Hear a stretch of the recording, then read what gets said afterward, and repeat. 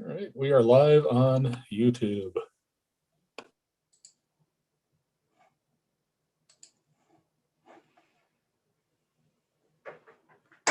Oh, do we know of anyone who's planning to be absent this evening?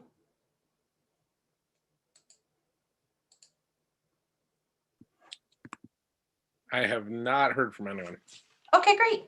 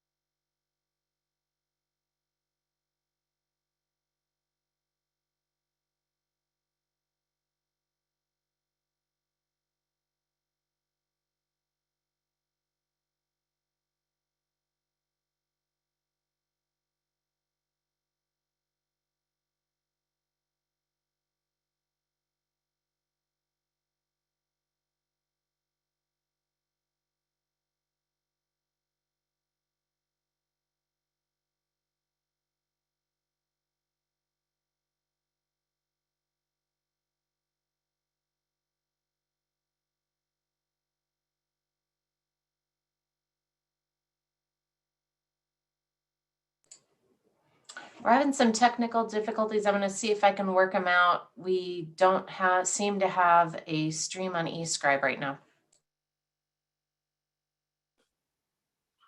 Thanks, Marty. Keep me posted, will you?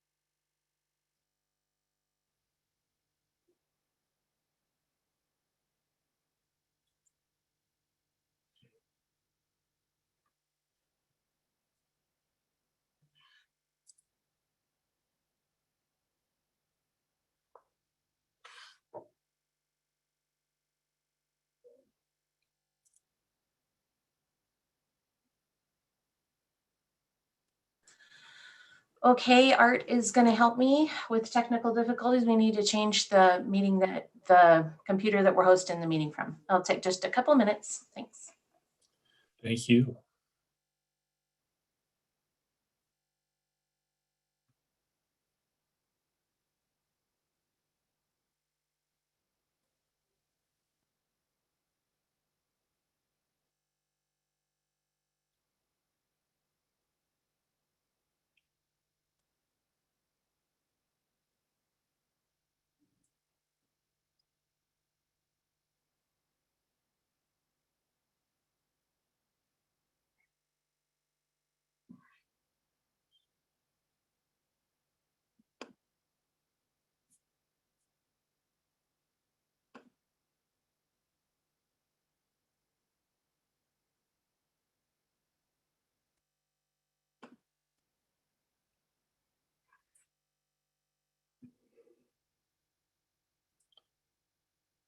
For anyone just joining us, we're having a small technical difficulty with streaming that we're working out. We'll wait a few minutes before we commence with the meeting.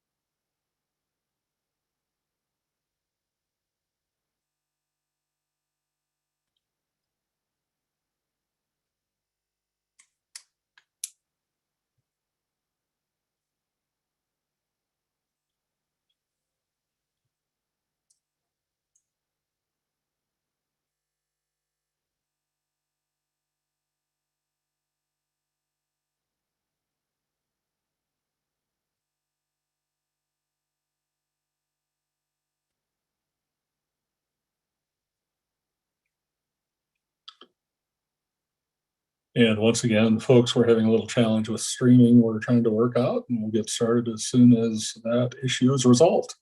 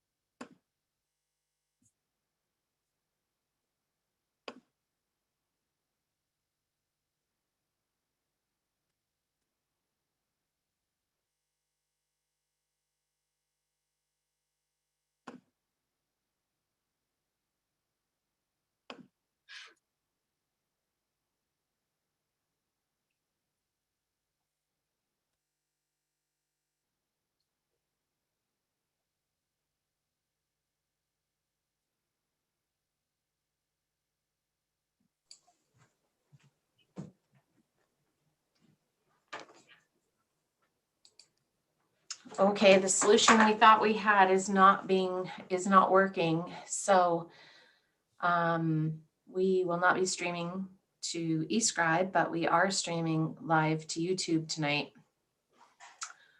And folks can still join the city council meeting Zoom meeting from the agenda, and Art is actively going downstairs to see if he can figure out if somebody pulled a wire or a cable. We have a cable that got pulled out of the council chambers, but our alternate solution isn't working either. So, well, let's just we are broadcasting, and we will indeed move ahead. Council members, if you please turn your cameras on. I will call the meeting of February 2nd, 2021 to order. This is the Missoula City Council, and thank you for joining our meeting this evening via Zoom webinar. I will call for public comment during the course of this meeting, and if you care to comment, please use the raise lower hand feature in Zoom to let me know that you wish to be recognized, and I'll enable your microphone and recognize you, but you will need to unmute yourself. If you join by phone, you can raise and lower your hand by pressing *9, and you may mute and unmute using *6. And if you're participating by phone, I'll call on you using the last 4 digits of your telephone number. We will begin with our call to order, which we've done, and roll call, and all council members are present this evening. We have minutes. We actually don't have minutes to review this evening. They'll be available at a later date, but we do have a committee schedule. Ms. Rabine.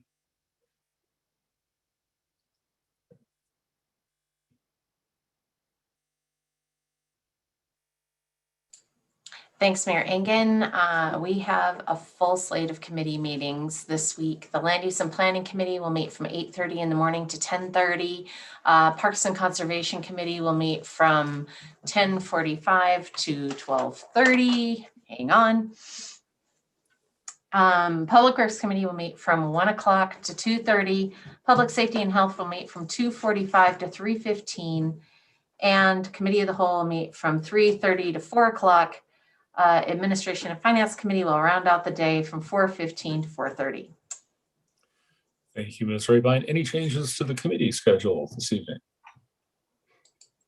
Seeing none, we'll move on to the public comment portion of our agenda. This is your opportunity to comment on items not elsewhere on our agenda this evening. Any general public comment this evening?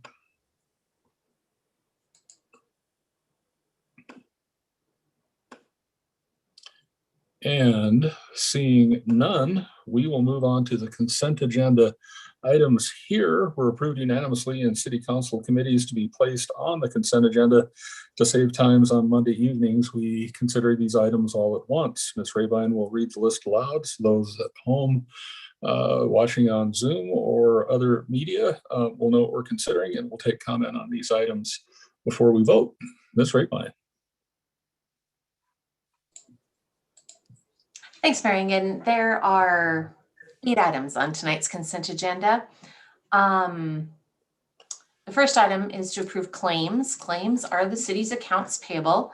And council this evening is ratifying our accounts receivable or claims in the amount of $1,066,599.56 for checks that are dated February 16th of 2021. Number 2 is to approve claims in the amount of $483,843.99 for checks that are dated February 23rd of 2021. The number 3 is to approve and authorize the mayor to sign the interlocal agreement between the City of Missoula and Missoula County Public Schools for use of Lowell Elementary School as a neighborhood community center. Number 4 is to approve and authorize conveyance of 10 parcels of land from Missoula County to be used for parks, trails, and open space purposes, and direct staff to record the quitclaim deeds with the county clerk and recorder's office in the name of the City of Missoula. Number 5 is to appoint Ellis Walker Kelleher and Virgil Jones as youth team member positions to the Energy and Climate Team, and Grace Gibson Snyder and Aviv, I hope I say this right, Gushio as alternate positions for terms that begin immediately and end on May 31st of 2021. Number 6 is to appoint James Walter to the Public Art Committee for a term that begins immediately and ends on June 30th of 2023.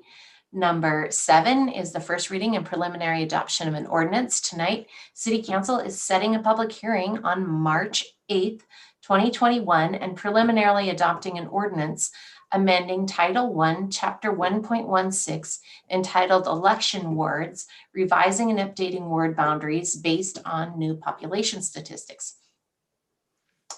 And number 8 is to appoint John Conrad, I want to say Scheisse, for the at-large position, and Jackson Hill for the alternate number 2 position on the Historic Preservation Commission for terms that begin immediately and end on December 31st of 2023.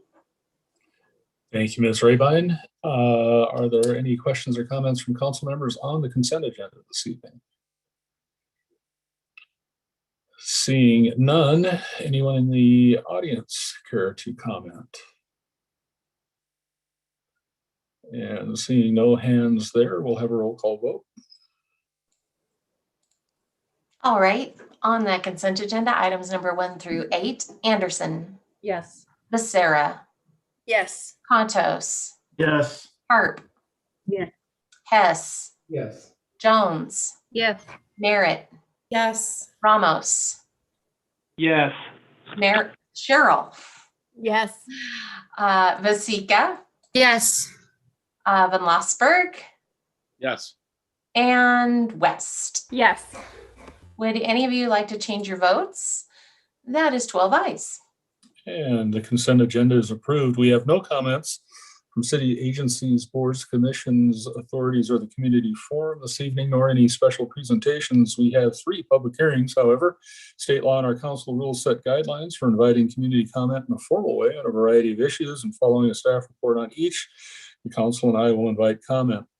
Our new procedure is to hold our public hearings open for a week following the initial staff presentation and opening of the public hearing for additional comment throughout the week. That will happen unless there is a requirement for a final action to happen on the evening of public hearing. That is not the case this evening. Our first public hearing this evening is on a, pardon me, I'm sorry, a referral for an annexation of Miramonte. And our staff report comes from Alex Item this evening.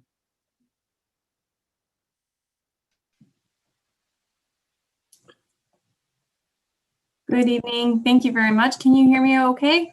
We can. And Alex, did I pronounce your name correctly? You did. Yes. Thank you. Thank you. Perfect. And can we see the slides okay? You can. Yes, we can. Perfect. Okay, great. So thank you very much. My name is Alex Idem. I'm an associate planner with the Land Use and Permits Division of Development Services. And we're here this evening to go over the annexation of Parcel 1A within Certificate of Survey 6689. So the physical locations outlined in blue.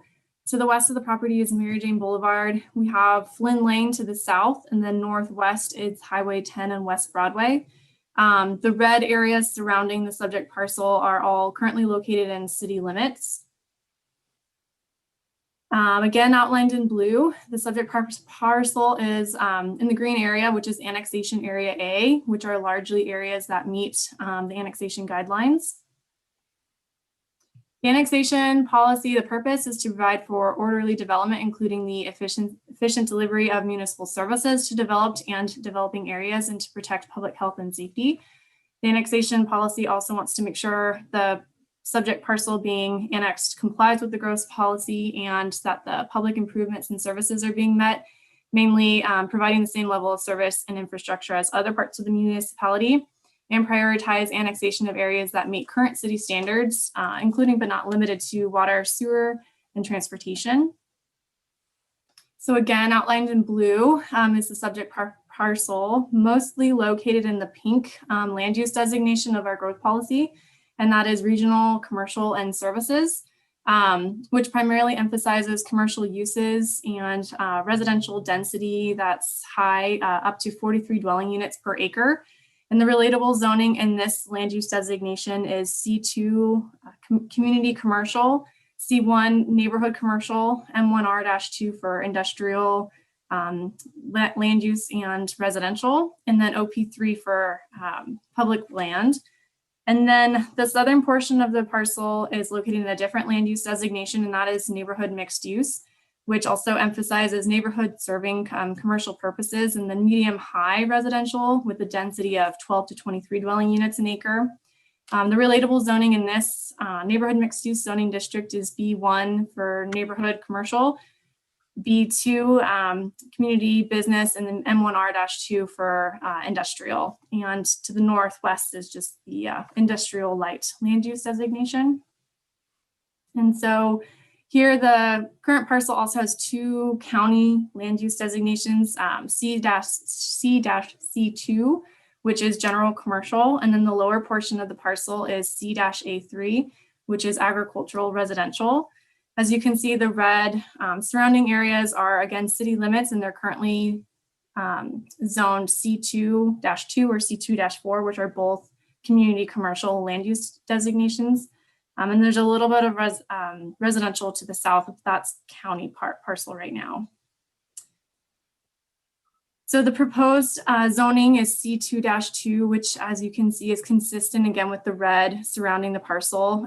That's going to be your community commercial zoning district. And another thing to note is that all these parcels are located in the airport influence area overlay. Per Title 20, Section 2085-040I2, for zoning and zoning upon annexation, one of these three criteria need to be met. This proposed zoning mostly aligns with C, which is be consistent with the land use and zoning recommendations for the subject areas as set forth in the growth policy. So again, the proposed zoning is C2-2, which is consistent with the growth policy and also is consistent with the existing zoning in the surrounding areas. Moving on to the conditions, there's a total of 14 conditions of approval for this project. I have them all spelled out, but some are visuals and I won't read everything, but the main points I will highlight. So condition of approval number 1 is primarily about the easements along Mary Jane Boulevard. The green highlighted on the plan is for a 5-foot public access easement. And then the two red areas at the bottom are identifying an 85-foot public access and utility easement. So that's all part of condition number 1. And then the second condition goes over half-street improvements and what the petitioner is responsible for. And those are all listed out, but I won't read it, but those were just covered before. We need to refer. The third condition is along Flynn Lane. And so similar to the previous condition, the petitioner is responsible for half-street improvements, and these half-street improvements include a 10-foot dedicated public access easement, which will include a 6-foot wide sidewalk and a 2 feet for maintenance on the north side. The other portion of this half-street improvement condition is an 8-foot landscape boulevard, curb and gutter, and a 17-foot asphalt street section. So again, this is condition of approval number 3 spelled out if we need to refer back to it. Condition of approval 4 is for a traffic impact study, and condition number 5 refers to the petitioner shall dedicate a public access and utility easement for the intersection of West Broadway and Mary Jane Boulevard for a future roundabout, and that is visualized here. Mary Jane Boulevard is part of the build project, and the current plan is to have Mary Jane Boulevard intersect West Broadway with a signalized light. There is a future for a roundabout that's detailed here, but the intersection is signalized going in right now. So what the city wants to do is have the petitioner provide that easement in the hashed area right here that provides preserved land for future right-of-way roundabout improvements on this intersection. Condition of approval number 6 is that the petitioner shall install a 6-foot wide boulevard treatments along West Broadway for the length of the proposed building setback. And condition 7 is that the petitioner shall prepare for any portion of the parcel that's adjacent to right-of-way along West Broadway, Mary Jane Boulevard, and Flynn Lane, a landscape and maintenance plan. Condition number 8 is the petitioner shall design and install water and sewer facilities on the property as shown on the Broadway Lofts utility plan. And the 9th condition is that the petitioner shall prepare documents necessary to shift the existing sewer easement 5 feet to the north.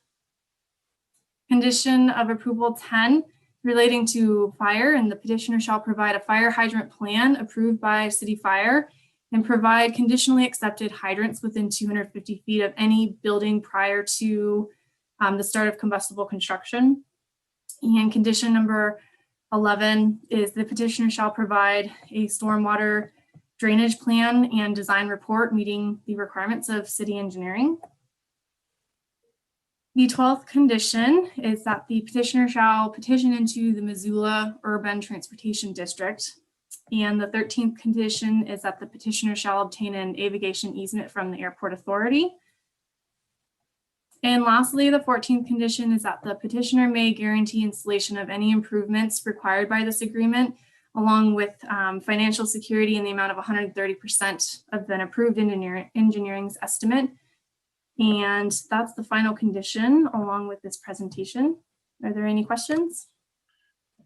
Thank you, Ms. Iden. With that, I will open the public hearing. And again, this public hearing will remain open until council acts most likely next week at its regular meeting. And I do not see any hands raised. So we will keep the public, I'm sorry, Mr. Rice.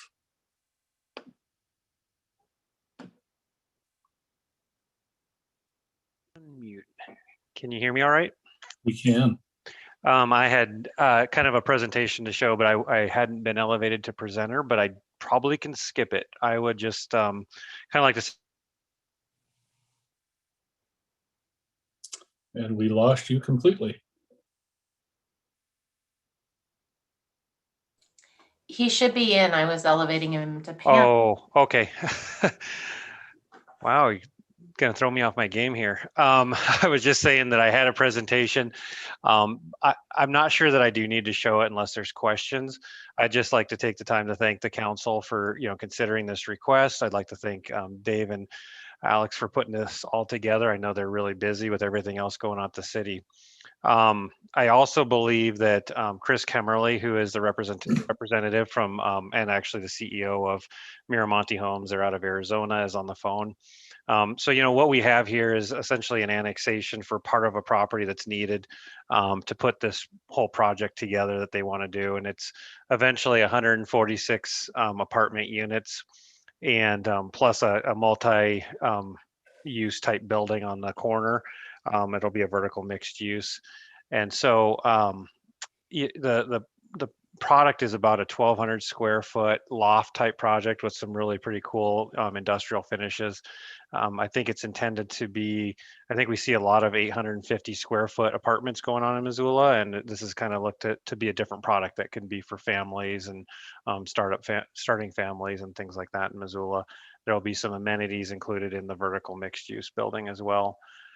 I think with that, I would say that I really do appreciate that we were able to have our LUP meeting and that all of our concerns were heard. And I think all of the amendments that have been made in the amended staff report conditions are acceptable to our client. And again, I'm here to answer any questions that you have, and I can share my screen if there's any visuals that will help with that. So thank you very much. Thank you, Mr. Rice. With that, any questions from council members this evening? All right, seeing none, public hearing will remain open, and we'll move on to our second public hearing of the evening, which is the McNett Flats annexation, zoning, and major subdivision. And our staff report this evening is coming from Mr. DeGrandpre. Good evening, Mr. Mayor and councilors. I'm Dave DeGrandpre with Development Services, here with Emily Gluckin, and we will be facilitating the public hearing tonight for the McNett Flats subdivision and annexation.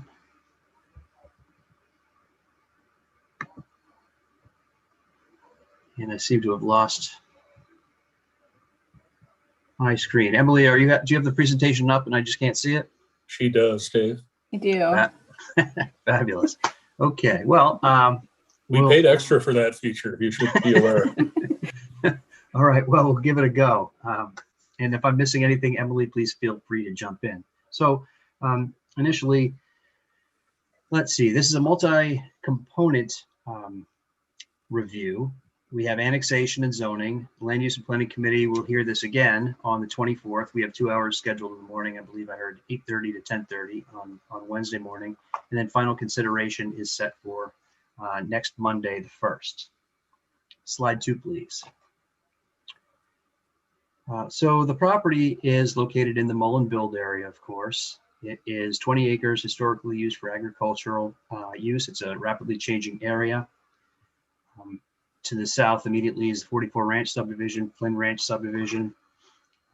You know that Heron's Landing is located, that was a 340, or is a 347 lot subdivision located just to the south of 44 Ranch in Flynn, to be developed in 10 phases. Immediately to the west of the subject property is the 152 lot Remington Flats subdivision.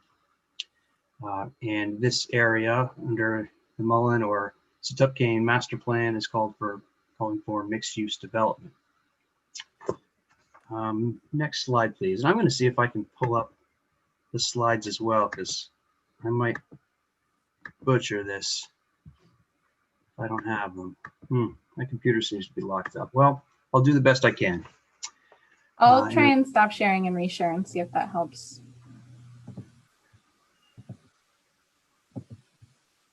I appreciate your patience, counselors and members of the public. There it is. Whew. Thanks, Emily. Yep. Okay. So again, there are multiple steps. There's annexation, and City Council on the 25th, I believe it was, of last month, adopted a resolution of intent to annex the property and provide an initial zoning of B2-2. The Planning Board has reviewed the subdivision and made a recommendation of conditional approval. I'll get to that in a little bit. And then another housekeeping note, the application was deemed sufficient for review prior to adoption of the Setupcane Master Plan and Form-Based Code. And under Montana law, because it was determined to be sufficient prior to adoption, this project, the subdivision and zoning are reviewed under the existing and subdivision and zoning rules. Next slide, Emily. No, it's not working for me. Sorry, everyone. Quite all right. This fucking technology is our friend. Apparently.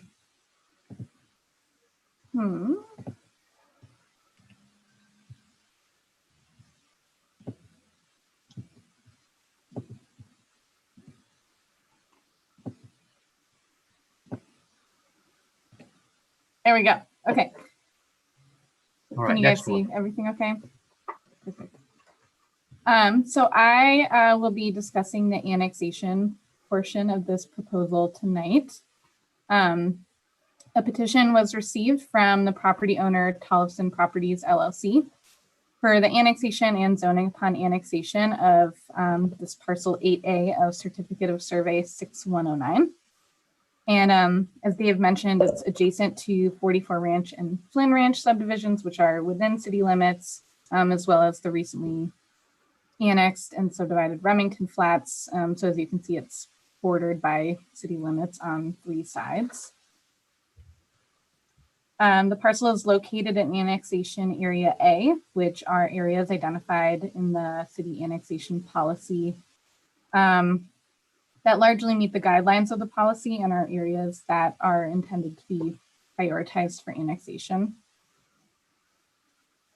So you just saw the slide in Alex's presentation, but using the annexation policy to determine if a request, if this request was aligned with the purpose and criteria of the policy, we evaluated whether the annexation would contribute to the logical growth pattern of the city, whether the annexation meets current city standards around infrastructure and the provision of services, and whether the annexation complies with city plans and policies. This includes the goals of the growth policy and the city housing policy.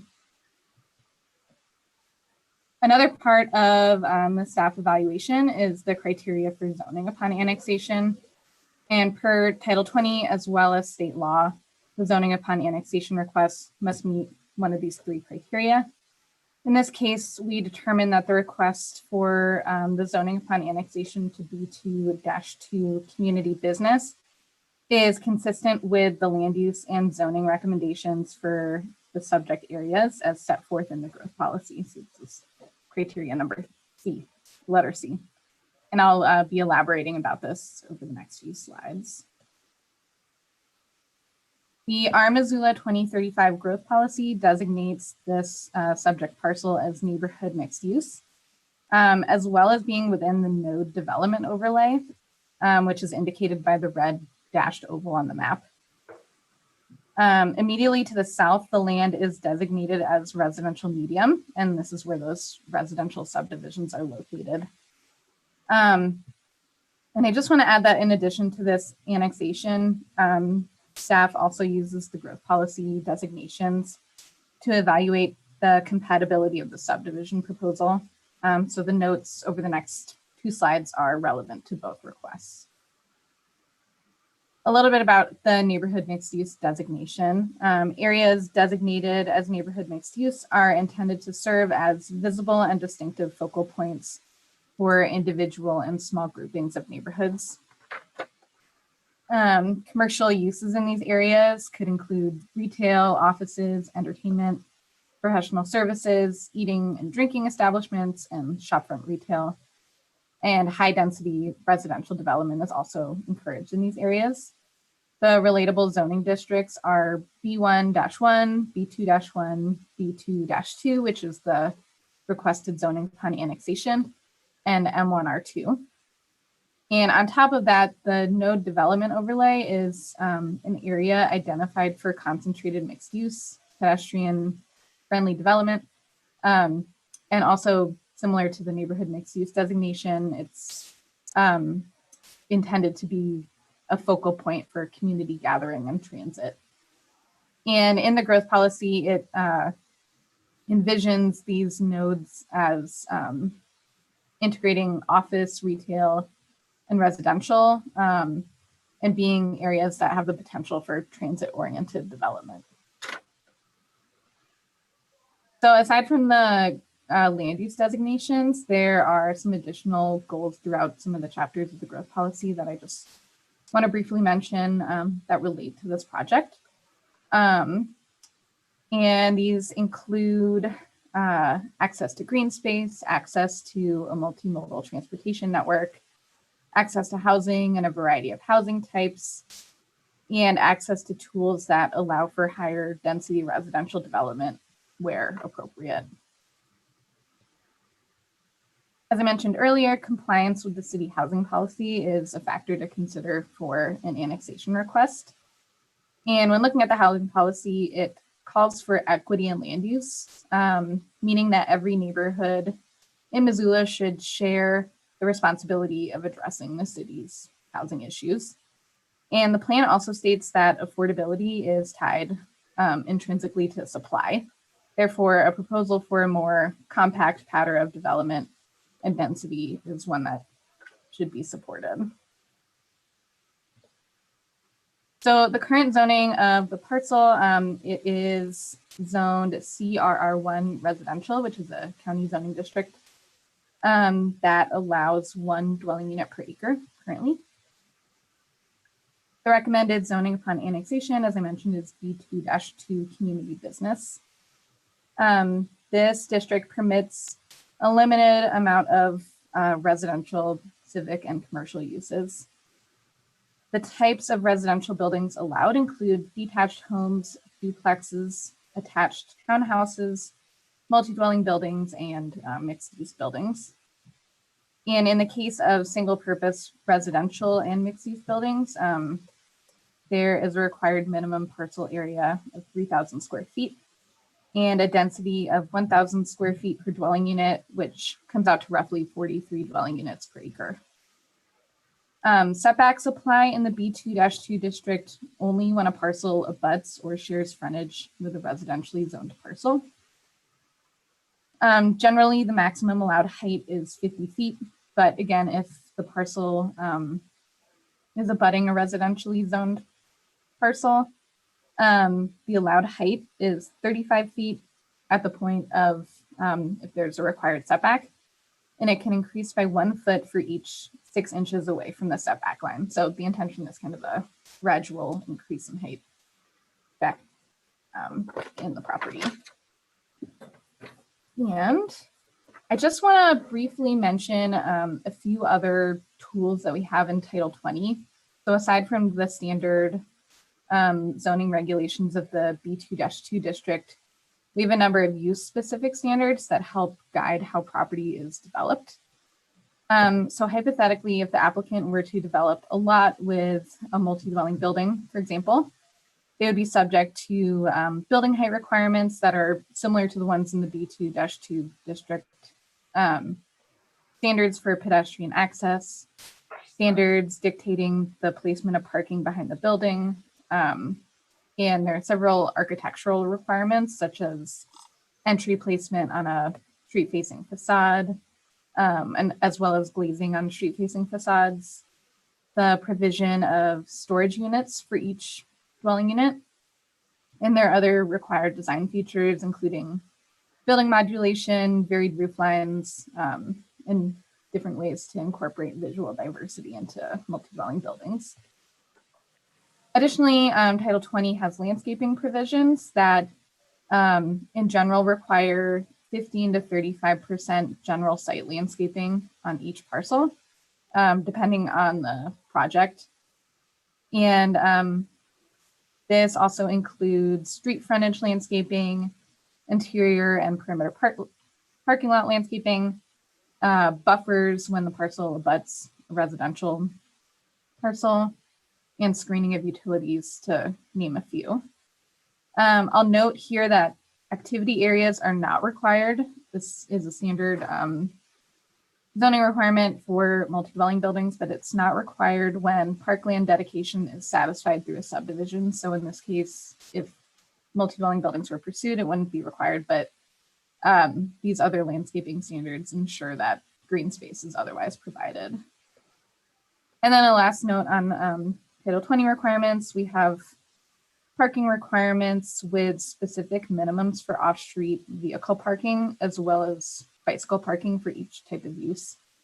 And this is to say that all of these standards give the city a level of control and some expectations over what could get permitted on these kind of lots. A zoning upon annexation request is subject to the protest petition provisions that are outlined in both Title 20 and state law. A protest petition is considered valid when verified petitions are received from 25% or more of the parcels within 150 feet of the parcel proposed to change. If this 25% threshold is met, approval of the zoning upon annexation request requires a 2/3 majority vote of present city council members. So in this particular instance, there are 29 properties within 150 feet of the subject property. This is shown in orange on this map. And 8 petitions are required to meet that 25% threshold. At this time, out of the 12 total petitions that have been received, 6 are within the 150 feet and have the required signatures from each property owner and therefore are considered valid. Back to you, Dave. So I'd like to talk a little bit about the property itself and the subdivision, and then we can move on to the public hearing portion. So the property itself is 20 acres in size. It is fairly flat. It's been used as agricultural ground for quite some time. A few notable features: right up the center is an 80-foot public right-of-way for George Elmer. This already exists and was applied in anticipation several years ago in anticipation of George Elmer being extended and the build project coming to fruition. Along the southwestern boundary and also the western boundary is a 60-foot private road and public utility easement. And along the eastern boundary is an irrigation ditch, an active irrigation ditch that provides water to parcels to the north and also historically provide water for this parcel. Although there are no, and irrigation facilities have been placed on the property, but there are no water rights associated with the property. Next, please. So this is the subdivision, McNett Flats. It consists of 7 lots. The lots are quite large by urban standards. They range in size from 1.15 to 3.12 acres in size, anticipating future development. And development could occur in different ways. It could be a larger complex on one of the lots. It could be the lots over time could be subdivided further and come back to the planning board and council again. We don't know at this time, but in any event, the lots are set up essentially for development as is or for future division. You can see the streets that are proposed to be provided. All the streets, the street surfaces and pedestrian facilities, bike facilities are proposed to be built to city standards. Some of the rights of way are proposed to vary, and I'll get into that in just a couple of minutes. But all the streets have sidewalks and landscape boulevards are proposed with those features. George Elmer, running north-south right up the middle, is an urban collector. The other roads are classified as urban local streets. And I think I'm ready for the next slide. Oh, actually, Emily, go back one more, please. I did want to hit just a couple more things. Like the Miramont project that you just reviewed, a portion of this project is located in the airport influence area and in this case, it would be, there's a potential future runway, second runway, and the northeast portion of this property. Most of lot 3 that you see in the northeast portion of lot 2 would be located in that area. We also had the same situation with Remington Flats to the west. And then the other thing I wanted to point out to you is along the southern edge of the property, along Pius Way, southeast, I should say, is a proposed Tipperary Way, which is a secondary commuter trail that is a build project improvement. And that would be a 10-foot wide separated paved pathway. Thanks, Emily. So the next couple of slides I'd like to go through relatively quickly because I know you have a lot on your agenda tonight, and these items are detailed in the staff report. Under Montana subdivision law, we have primary review criteria that we use to evaluate subdivision compliance with state and local regulations. Suffice it to say that staff and agency personnel and service providers have taken a hard look at these, and we feel as though the applicant has sufficiently mitigated the potentially significant adverse impacts, as they say, and conditions of approval are sufficient in order to ensure that these impacts are adequately met. So we've got agricultural water user facilities and agriculture, natural environment, wildlife and wildlife habitat, health and safety. Go ahead, Emily. Talked about access. I guess a couple of things maybe to point out, in a subdivision like this, the subdivider is responsible for building all of the streets and pedestrian facilities to current standards. The subdivider has designed the street network in consultation. A lot of back and forth has gone in between city staff and the subdivider to develop the streets to provide connectivity to the west, to the east for future development, and to the north and south in order to disperse traffic flows, to not concentrate traffic in any particular locations. And so the George Elmer Drive is a Mullen build road. And so that is supposed to be, or it's intended to be improved in part by the developer, in part by the build grant, and in part by additional impact fees. And so it's the same thing with England Boulevard and Mary Jane Boulevard and some of the other build grant improvements, including Tipperary Way, that trail.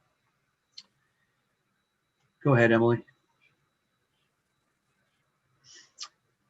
When looking at a subdivision like this, we look at a lot of elements, of course. Emergency services have weighed in, and the fire department has weighed in and approved an initial fire hydrant plan. We've talked a great deal with city parks, and I'll get into their comments and the proposal here in just a second. We've sent out requests for comments to the schools. This could significantly impact the schools. The way the developer put together the application, they kind of did I'll put it in quotes, worst case scenario, and thought about what the greatest impacts might be to city services, school districts, hospitals, police, fire, and that sort of thing. And so they used as a baseline 650 residential units and apartments. It's kind of maximum. I don't know that that level could actually be achieved, but they used it as a baseline. And so they projected that it could be pretty significant number of school-age children. We sent out requests to the school district and haven't received comments, but in any event, that's kind of how we were doing our assessment at the staff level and looking at the proposed development. And that's what the developers also proposed or provided in order to give their hard look at it as well. Next, Emily. So one item that's important for council to really consider is the parkland situation. So in a residential subdivision, the subdivider is required to dedicate parkland, and that could be land itself or it could be cash in lieu of parkland. And in this case, it's just over 3 acres that are required to be dedicated. And the developer has provided a couple of options to meet the dedication requirement. One was cash in lieu of all of the parkland, but dedication of an easement along Tipperary Way Trail, or the developer proposed cash in lieu for half the parkland, 1.46 acres, and another 1.46 acres of common area could be platted to the east of George Elmer. And the reason east of George Elmer is important is based on conversations with our Parks and Rec staff. They felt that the area to the west in particular, actually the whole subdivision is probably within the service area for the 44 Ranch Regional Park, but George Elmer, intended to be an urban collector, would provide something of a barrier. And so it was kind of a compromise.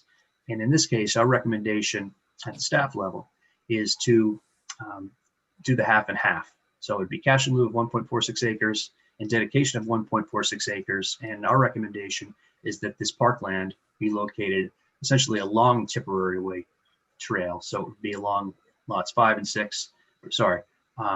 4 along the southeastern portion of the property. So it would kind of provide a buffer between development on the subject property and also residential development to the south. Could provide a nice greenway along Tipperary Way Trail. So that's what we were thinking, and we have the support of Parks in making that recommendation.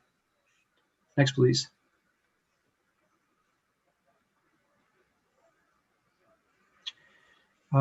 There are 6 variances that are proposed. I'll go through them pretty briefly. The first is variance number 1, and this is to have an 80-foot right-of-way for the urban collector, which is George Elmer. As I mentioned earlier, there's already an 80-foot right-of-way. The subdivider has demonstrated that a collector with 10-foot travel lanes, parking lanes, large boulevards, bike lanes, and also sidewalks could be built within that area. That also falls in line with the Mullen Build project plans for this stretch of road.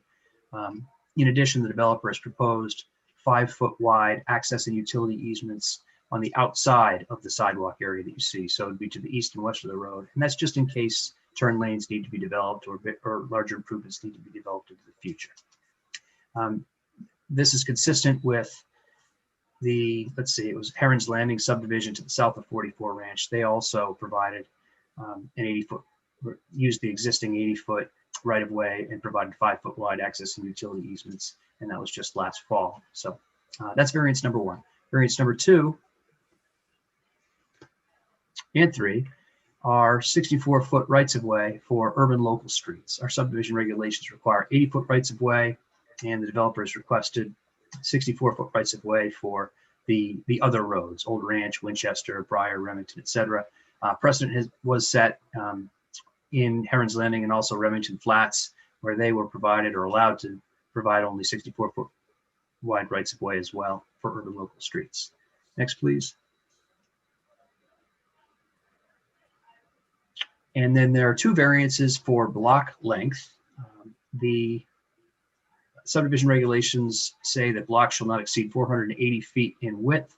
This is a bit of a peculiar one in that you see Winchester Drive to the north. This is on the west side of the property. Winchester to the north and Remington Drive to the south. They're intended to connect to the Remington Flats subdivision. And so this left kind of a different configuration for the west side of the property. The lot 1 would be 609 feet east to west along the north boundary, and lot 6 would be approximately 627 feet east to west along the southern boundary. The developers proposed to put 10-foot public access and utility easements to try to break up the block. We don't know what it would connect to on the north side. Currently, that's farmland. On the south side, it would simply connect into an alley in the 44 Ranch subdivision, but it could be used to break up construction and provide pedestrian flow as well. Next, please.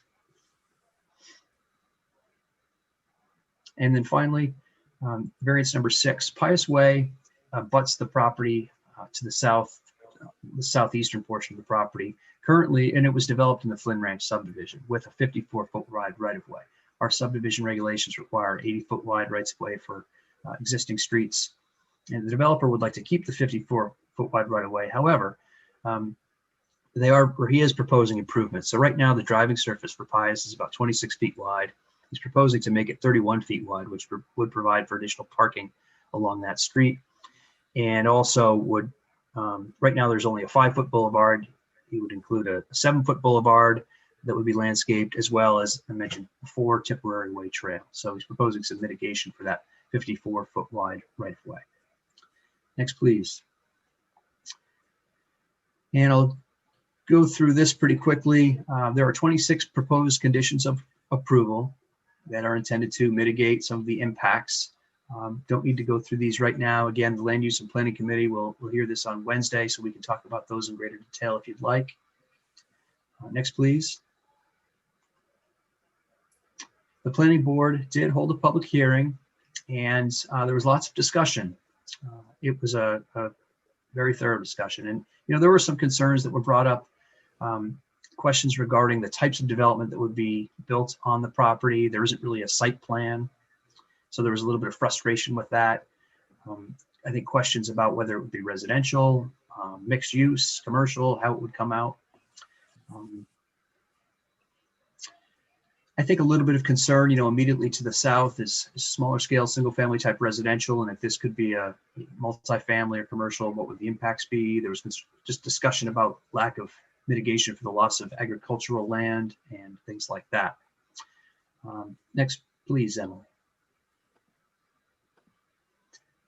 The Planning Board made a couple of amendments to the condition number 14 and also the associated variance. They thought Abbey Lane, which is the main east-west road in this subdivision, should be treated more like a collector and have separated bike lanes. So not on-street bicycle, but that there would be a significant traffic flow. And so they thought there should be an 80-foot wide right-of-way and also separated or protected off-street bike lanes. Next, Emily. And this is also reflected in variance number 3. They suggested to remove approval of 64-foot wide right-of-way, keep it at 80 for Abbey.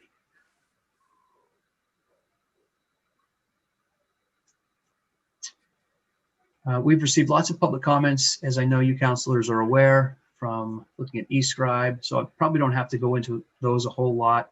They're available for you to review. And also, I'm sure there's public who would like to comment tonight. Next, please.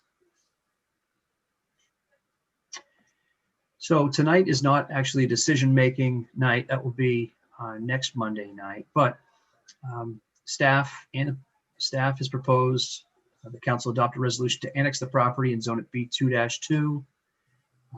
And then that's the subdivision be approved subject to, and all of the variances be approved, but the subdivision be approved subject to 26 conditions of approval. And so I think I could probably leave it there.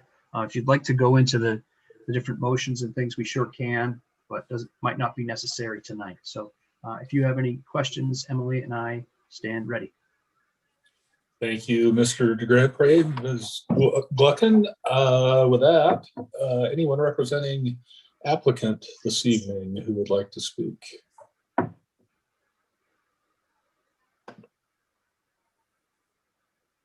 No. All right, with that, I will open the public hearing.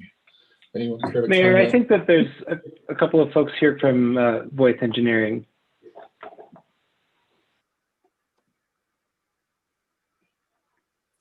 I do. Yep, there they are. Thank you. I appreciate that, Mr. Hess. Ms. Rabine, can we promote those two folks to panelists, please?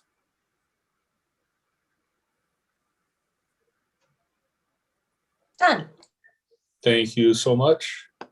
And I've got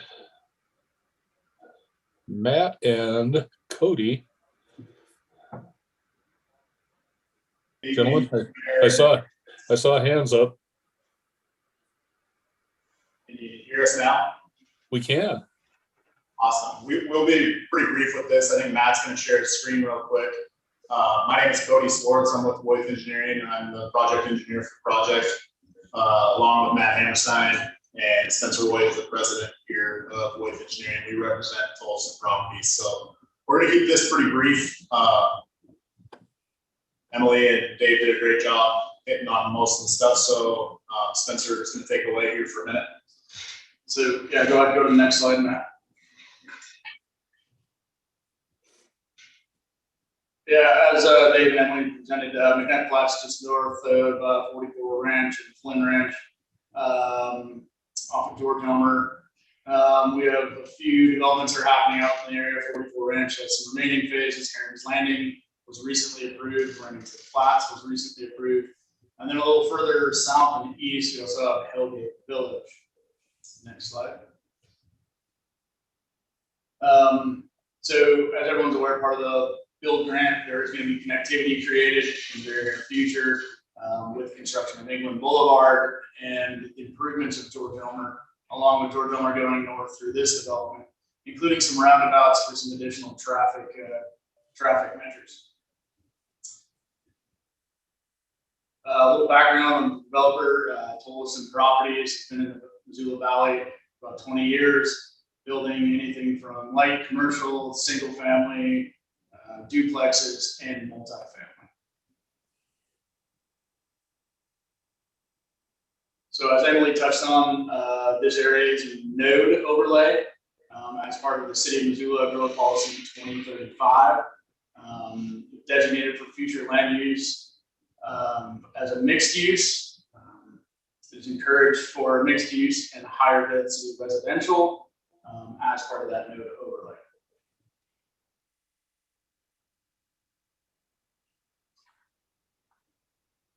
This is a planning timeline, Matt. You can just bring them all up on the screen here for them now, but kind of goes through the timeline on everything. As you can see, October 2018 was when the parcel was first placed on the market by the Flynn Family Trust. Tolson Properties shortly thereafter began doing due diligence on the parcel and reached out to the city in early 2019. This is just kind of explaining why we're underneath the old 2035 growth policy as opposed to the new Sutup-Kane master plan. The planning for this project kicked off before the city had really even hired Dover Cole to draft that master plan. So that's kind of what we're illustrating here. We can go on to the next slide, Matt. So we're not taking up too much time. We can discuss that more if we need to. Yep. So like Cody said, my name is Matt Hammerstein. I'm one of our civil engineers here at Voith Engineering. So like Dave mentioned, the subdivision includes 7 lots, and those are proposed to be zoned B2-2, the community business zoning, and they're bisected by George Elmer Drive, right up and down the middle there. You can see on the map. Subdivision includes public right-of-way design, streets, sidewalks, bike paths, landscaping in those boulevards, and the utilities that go with those. The average lot size is 2.19 acres, and there's a total of 15.35 acres of developable lots. So using that 15.35 acres of developable lots, the Title 20 zoning actually allows us to calculate the maximum density by lot area, like Dave kind of touched on, and that leads us to a maximum of 650 residential and commercial spaces that could be built here depending on future land uses in the subdivision. And that B2-2 zoning allows those land uses to be a variety of different things. And the reason for that is to allow flexibility for future projects to accomplish 2 things. We want to create an initial residential population in the area, and we want to maintain some capacity in the zoning to establish potential commercial spaces as the population grows out in that area and if demand ends up emerging. You can see the arrangement on the screen there. George Elmer Drive and Old Ranch Road are the primary north-south roadways that you can see, and Abbey Lane is a local access street that runs east to west across the parcel. Those 2 roads that dead end on the western boundary connect into the Remington Flats development, which is the subdivision to the west that was approved last summer. One of the big concerns generally in the community with a lot of projects, and especially with this one, is the traffic and access. We did have a traffic impact study, and that was prepared by Bob Abelin of Abelin Traffic Services. And it was determined that the maximum possible daily trips from the subdivision is 3,590. Like I said, Title 20 allows us to determine that maximum number of residential and commercial units, and we use that to calculate out the maximum possible trips for a worst case scenario on the transportation infrastructure in the area. That primary access is via George Elmer Drive. And George Elmer is one of the build grant roadways. And those build grant improvements, you can see them on the map there. George Elmer will be extended to the north to England Boulevard, which will have a roundabout connecting those 2 streets over to Flynn Lane. And one of the community concerns with this project is actually that intersection. You can see at the very south end of the map on the screen, George Elmer Drive and Mullen Road. And that was actually prioritized in the build grant to be upgraded to a roundabout sometime in 2021 or 2022. So that'll be coming up pretty soon here. In addition to that, the traffic impact study identified that McNett Flats impacts the intersection of George Elmer Drive and Cattle Drive. And that's the main entrance to Flynn Ranch and 44 Ranch subdivisions. You can see it just to the south of McNett Flats on the map there. An upgrade of that intersection to a roundabout is also currently in design. And that's separate from the build grant. It's a city project, but it is moving forward at this time. Longer term, there's plans for George Elmer Drive to connect to West Broadway near the airport. That's one of the later projects in the build grant. It hasn't been secured yet, the funding for that, but it's in the works with the impact fees and the build grant project. Mountain Line did comment on this project, and we have petitioned into the Missoula Urban Transportation District. According to Mountain Line, public transit's not yet warranted in the area, but they do support planning to have efficient provision of transit along George Elmer Drive. So it's something that will come to this area in the future, but the population to support it isn't there yet. And it just kind of depends on how things shape out there. It's in the works, but it's just not there yet.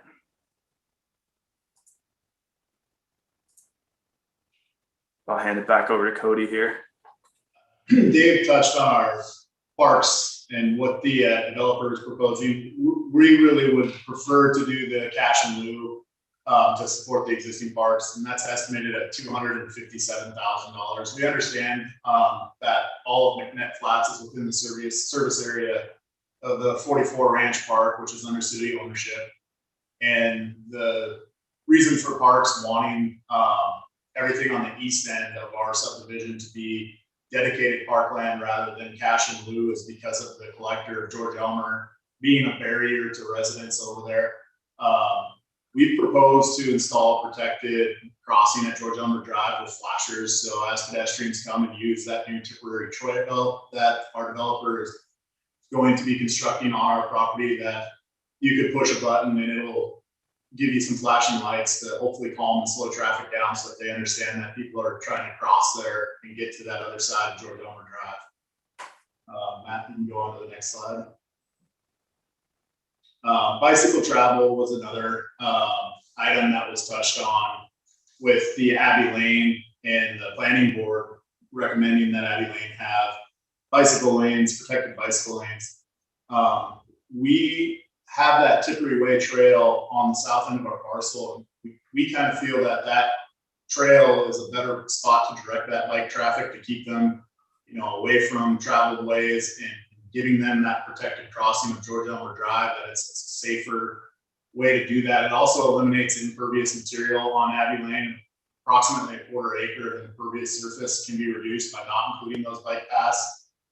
And then we also have connectivity from Abbey Lane down to that Tipperary Way trail through on-site boulevard sidewalks. So that's our preference on that bicycle travel, would be to direct it towards that trail so that they can use that trail. As you can see, if we had Abbey Lane, it's not going to connect all the way over to Flynn Lane and reach out to Reserve Street. But if that Tipperary Way trail ends up becoming a part of that GO grant and can extend out that way, we're going to have connectivity to the school and then out through England Boulevard to Reserve Street and beyond. Here's just a quick development timeline. Again, this is kind of just reiterating some things. I know a lot of people were concerned about the traffic and how this is going to impact the traffic. A lot of this build grant is important for this project and all the projects moving forward. This is just illustrating that, right now we're going through the city council, land use and planning board.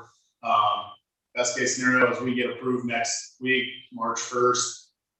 Then we still have site design and permitting process to begin for a single lot at this time. And then construction of a first private development would hopefully begin later this year. Potential initial occupancy of McNett Flats private developments wouldn't be until 2022, based on the Mullen build timeline. That would get us all of George Elmer down to Mullen and George Elmer up to England Boulevard and out to Flynn, which would really alleviate most of the traffic concerns associated with this project. And then further out, 2022 and beyond would be any further development of our site based on the need and what the market dictates for us as we move forward throughout this project. Matt, you can go on to the next slide. So McNett Flats represents the kind of the beginning of a new place within the city that's been envisioned in two subsequent planning efforts, the our Missoula 2035 and the more recent Sutup Cane Area Master Plan. McNett provides subdivisions that can meet the goals in the planning efforts with an initial concentration on creating residential density to support the planned community node, as we discussed earlier. Missoula 2035 and Sutup Cane Master Plan envision McNett Flats as part of the neighborhood mixed-use district, providing both high-density residential and commercial spaces. Both planning efforts share a similar vision with Mr. Tollefson, an efficient mixture of residential and commercial spaces, as a substantial portion of the city's growth is going to be in this area in the coming years. Commercial in that area will inevitably come, but their appearance is dependent on the creation of this initial residential population to support that market for the community-based businesses. McNett Flats will provide flexibility for projects within the initial residential population while maintaining capacity to establish those commercial spaces as demand emerges. As we stated earlier, there's a number of different residential projects out there that are already approved. There's a fair amount of single family lots that are coming on the market here in the very near future. One of the things with the road connectivity that we've created, it gives flexibility to meet the market demands for that area as those market demands emerge. Thank you. We're available here for any questions if anybody has any. Thank you, gentlemen. And with that, I will open the public hearing. And I do not see any hands raised in our attendees list. The public hearing will remain open, as I suggested earlier. Are there questions from council members this evening? Ms. Becerra.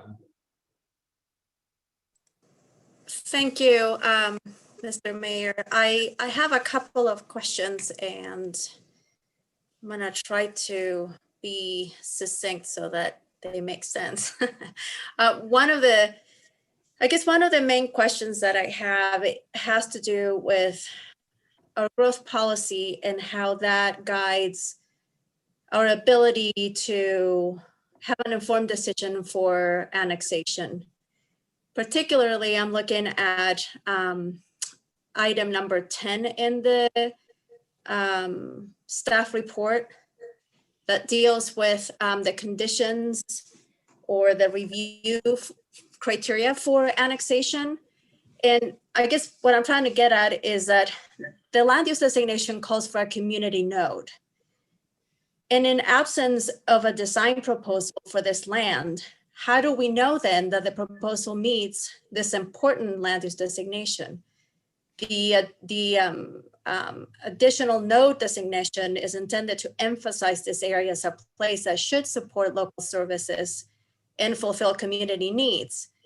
So not knowing how the land will develop, how do we then make that nexus to the annexation meeting that component of the growth policy?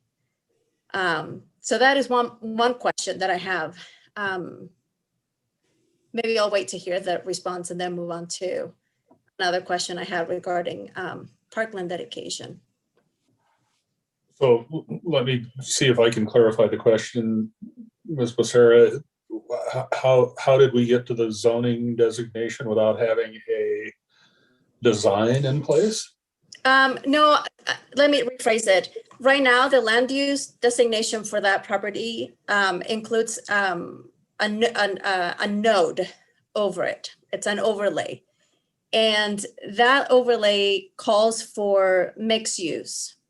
And I guess I would like to understand a little bit better how that weighed into the decision by staff to assume that that requirement is met per our annexation review. Mr. Grand Prix, you want to take a stab at that? Sure, I'll do my best. So, I think what we're really doing in finding that it complies with the growth policy and the future land use map is saying we're setting the stage for future development that does comply with the future land use map. We can't really condition, we can't really make certain types of commercial development happen. We don't have the authority or the plans in place to make mixed use development happen of a certain scale, but we can provide the zoning, we can provide the opportunity for it to happen by providing the appropriate zoning. And so, can I as a planner or can our staff guarantee that mixed use development will occur on the property? I can't.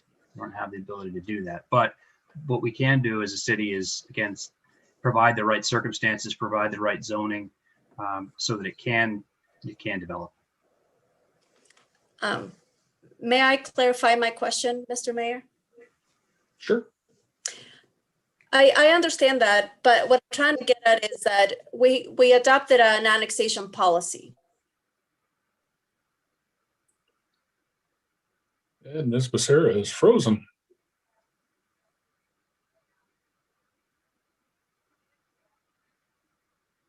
All right, we'll get back to Ms. Becerra. Ms. Anderson.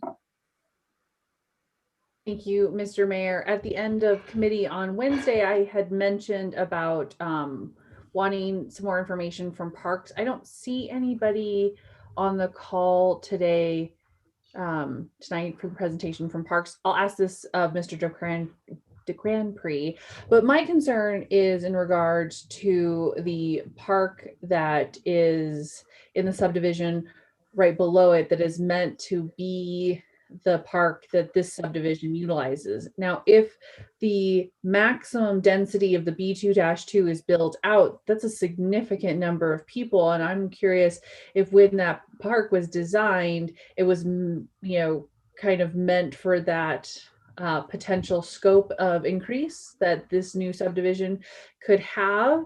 And if not, then maybe instead of the developer preferred cash in lieu, if making sure that there is a park to adequately support the potential population density wouldn't be more adequate for this development.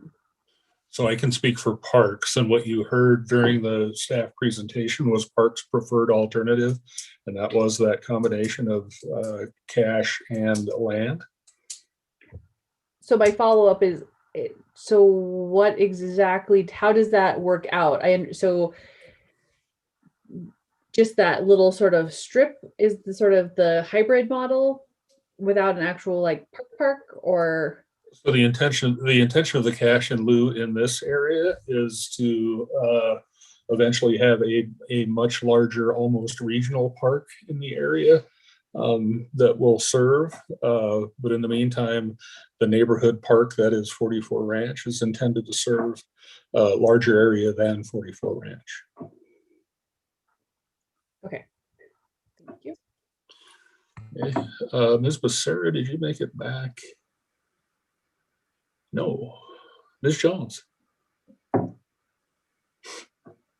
Thanks. I'm also curious about the commercial node overlay, but I'm going to let Ms. Becerra ask her questions regarding that. But I'm assuming that we'll be able to hear more about this on Wednesday also. But my question was regarding the proposed McNett Flats area that is directly north of 44 Ranch and Horn, I think it's called Horn Street. I'm curious about how that can be graduated in or tiered in. I believe that, I think over north of Pius Way, that issue was addressed well with the, in other words, to meld it into the next neighborhood with the bike trail path and then the ribbon park. But I'm curious, first of all, Dave, maybe you can just answer what's the requirements or maximum building height that can go next to this northern section of 44 Ranch? Is that 35 feet? And what's the setback? Can you spell that out? I can talk about that. Thanks, helpful, Dave. So when it's separated by a right of way, so for example, if it was on the lot bordering Pius Way, since that isn't sharing frontage with those, it's hard to explain without a visual, but in terms of setback, unless they're sharing frontage or directly abutting, then setbacks don't come into play. I believe there's one location where there actually is an abutting portion. So that could happen, but in the situations where they are sharing frontage and abutting, the maximum height would be 35 feet if there was a required setback. So at that point where the required setback is 35 feet is the maximum, and then it can, as the building kind of moves back from the setback, it can increase gradually. I think it was 1 foot for every 6 inches that it steps back. So it would be dependent on which lot the development was happening on, depending on if there was frontage or abutting residential. Okay, follow up, Mr. Mayor? Sure. So is there, I understand it's the 35 maximum height and then it can go higher from there. So we're graduating it in. But if it, for example, north of Horn Road where 44 Ranch is, where I think the backyards and garages are basically going to butt up against it. I'm just not clear, there must be some kind of a setback. They can't build right up to the edge of the property line. So how far back before they can start building a 35-foot building? I believe in those cases, there might be an alley separating them. If there is an alley separating it, so that would kind of count, or has the same effect as if it's a street right of way. We don't really consider that as abutting or sharing frontage because it's separated by a portion of right of way. Okay. Councilor Jones, just a little bit. There is a 20-foot alley between much of the 44 Ranch subdivision at the southwestern portion of the property and the subject property. On the subject property, there's a 60-foot wide access and utility easement. So that is right along the alley as well. So it's the southern or bottom 60-foot section of that lot 6 that abuts 44 Ranch.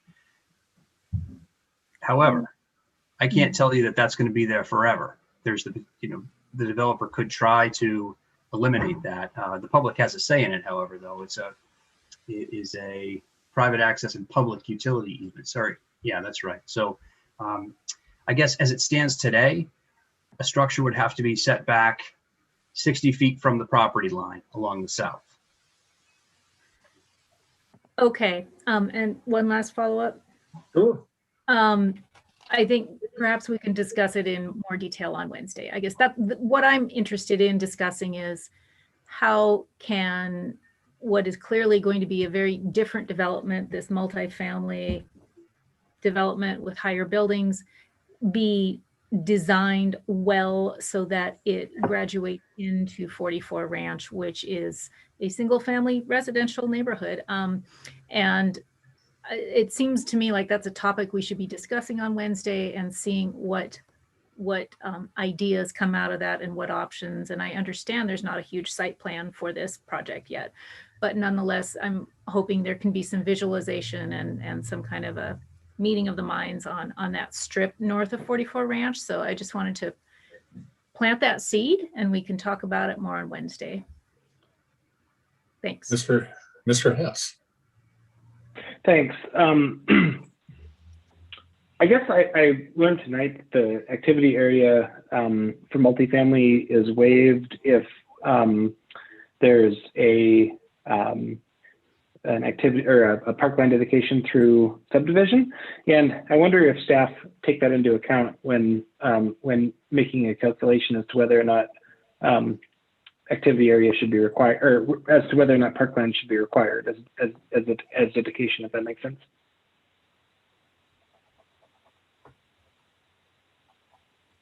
Yes, that is something that we've considered in consultation with parks. You know, I don't know that there's ever a perfect solution. We have certain tools that were allowed, and what we were trying to do at the staff level, I think one of our main motivations was to try to provide some buffering between development on the subject property and existing development to the south. And so that's where we ended up. Okay. What would happen if, from an activity area standpoint, if there was cash in lieu, what would happen with activity area calculations versus if there was parkland dedication in a multifamily development for activity area? So in both cases, the physical parkland dedication and the cash in lieu options count towards that exemption for activity area. Okay. So basically, regardless of the path forward here, whether it's cash in lieu or parkland dedication, the activity area is exempted. That's correct. Okay, thanks. Ms. Cheryl. Yeah, thanks. And thank you to Emily and Dave, because I know some of the questions that we'd asked on Wednesday, their presentation covered. But I think my question goes along with some of my colleagues, and that with the cash in lieu. And I think I understand what you were saying, Mayor, that the master plan, the Stepanakert master plan, has a larger regional park in it, right?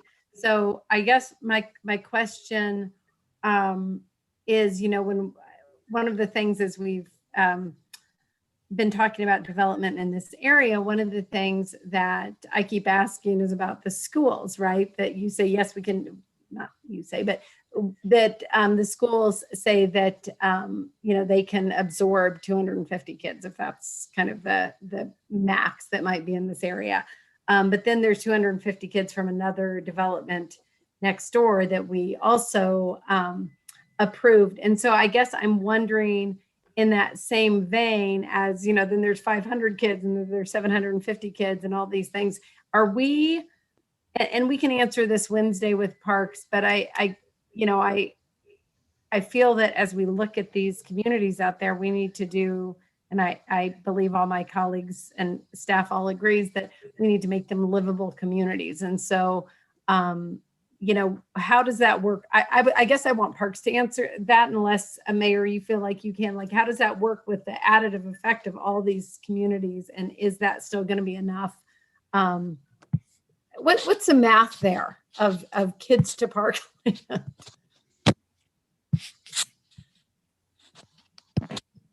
And I think that can be answered Wednesday. That's may not have been really clear, but it's something that I worry about in an area that's growing, and we're approving annexation very quickly. And Ms. Hart, questions? Thanks, Mayor. Dave and Emily, I just wanted to make sure you were reaching out to Troy Monroe to find out, based upon the traffic study that the applicant was needed to do, did it warrant having protected bike lanes for traffic numbers on Abbey Lane? Or have you not found out yet the answer to that? I don't think it did. It was, although it was, it's hard to say exactly what's going to happen to the east of this project. So if to the east of this project right now, it's farmland, undeveloped farmland. And if it's a land use that's attractive to people in this subdivision, if it provides connectivity further to the east and maybe to the north to England, maybe from people in the Remington Flats subdivision, the traffic volumes could be sufficient to warrant separated bike lanes. I guess at this point, we just don't know yet. And we did have an email discussion with Aaron Wilson of the MPO, and we talked about, he provided different ideas about bike lanes versus separated bike lanes versus on-street bikes.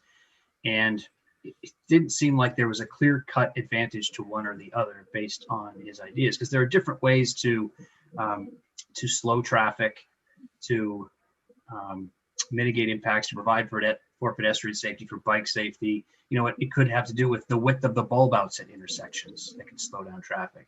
It could have to do with the turning radius for those bike lanes those bulb outs, and also the widths of travel lanes. The wider the traffic, the wider the travel lane, the faster traffic is probably going to go. And in the narrower the lane, the slower traffic is probably going to go. So there are kind of design configurations. I guess I'm rambling, but at the end of the day, he didn't provide a clear-cut recommendation. Follow-up? Dave, so what I can't see in the pages in this application is whether or not Abbey Lane potentially can connect with England Boulevard, assuming that vacant land gets developed. Are they on the same kind of trajectory, or are they not matched up, if you will, east-west? Well, they're not perfectly parallel. The Abbey Lane could continue east, and then it would have to run north, and it may be a little bit askew to England Boulevard, but it could connect at some point in the future. And I would suggest it probably should, depending on, how development goes to the east of this property. Okay, thanks. I appreciate that. Ms. Merritt? I share some of the concerns that have already been expressed, and I won't reiterate that. So, Dave, I guess my question boils down to this. You said that we can't have a more detailed plan of what's going to get built here, and yet we've gotten development agreements on some of the other developments that have happened out in this area. And I'm just wondering why we haven't pursued any type of agreement like that, so that the folks who already live there have a little bit more assurance of what's going to go in next to them. And particularly one of my concerns is that if this gets built as maxed out multifamily without any commercial uses out there, that we're just going to create more of a traffic problem, that it just exacerbates the one that's already there, because everyone has to drive someplace to get all of the services that they need. So I guess, why aren't we pursuing some of the aspects that we have with some of the other developments out here? Well, we have pursued it at the staff level. We certainly had the debate.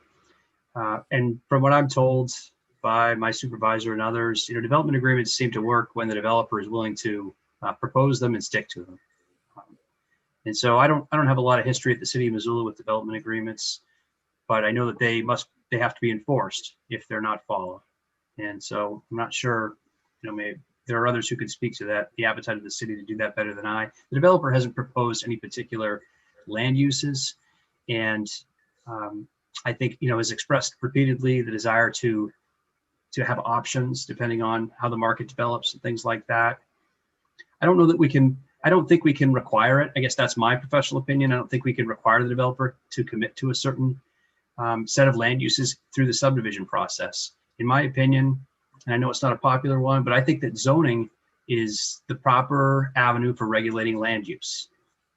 And the idea here is to put the zoning in place that will provide opportunities for mixed use development, just as the growth policy, and for that matter, the Setup-Kane master plan calls for. It calls for mixed use in this area as well. And so in my view, what we're doing is we're offering the zoning that can accommodate that. Whether it actually develops, no, I can't guarantee it.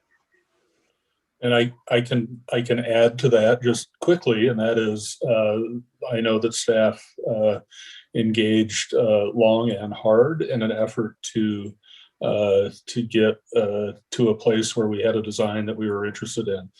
This project originally came to us as a TED proposal. We pushed to subdivision so that we would have more ability to guide the project, and we're successful in that regard.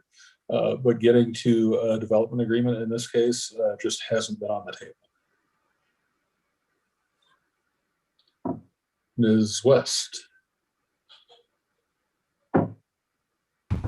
So I think my question is similar to maybe where Mirto is going. And so since this is a subdivision and we have 7 lots, and 1 lot is going to be developed in the near future, the result is that we have 7 saleable lots that could develop independently if things, plans change. And so I was wondering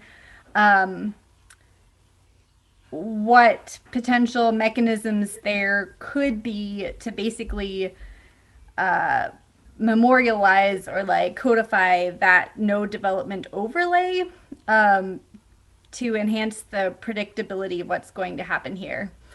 And if, the developer's agreement is off the table, what other, I guess, mechanisms are available to us?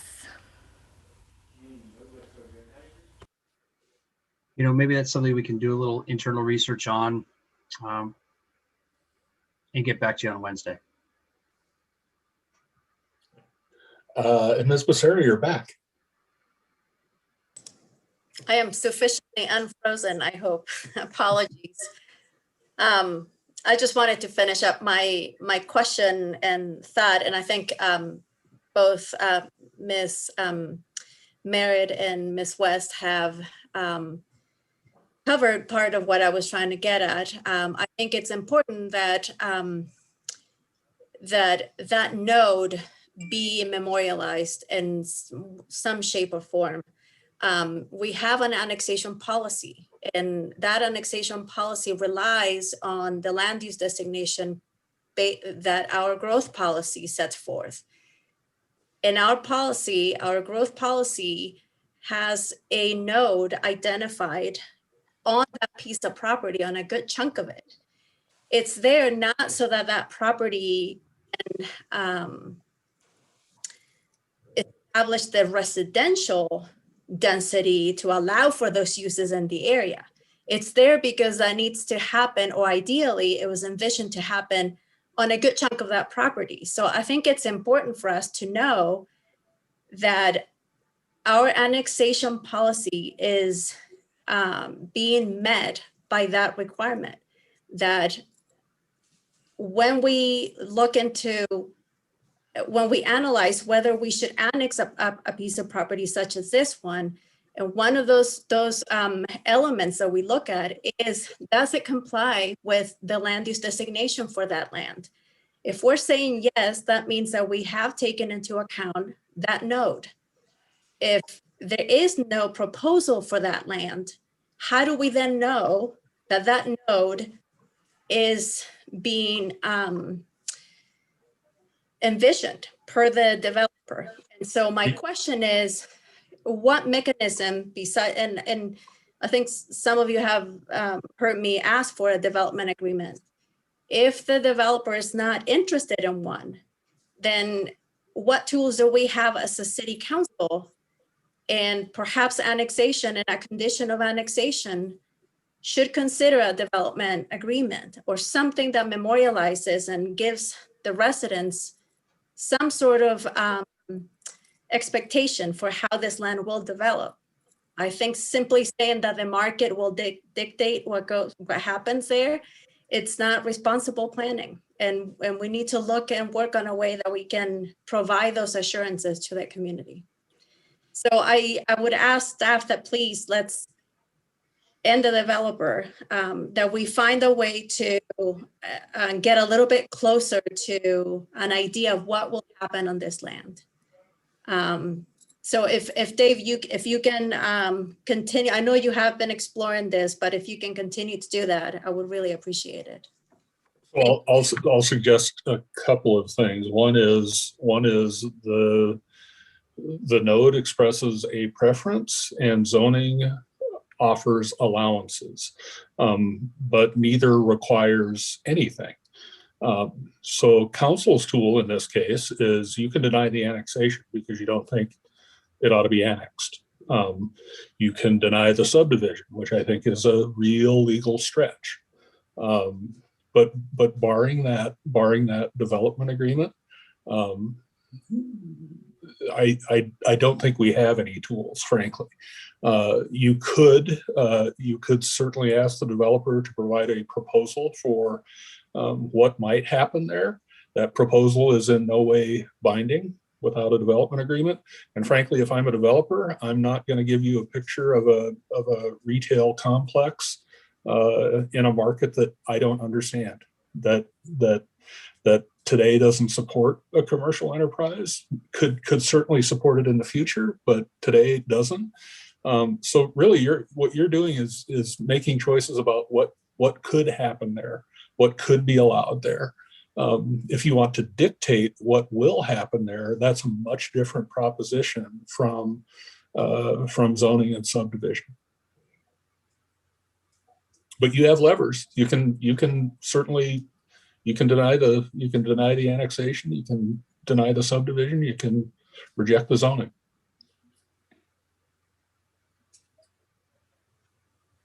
Other questions tonight, Ms. Hart?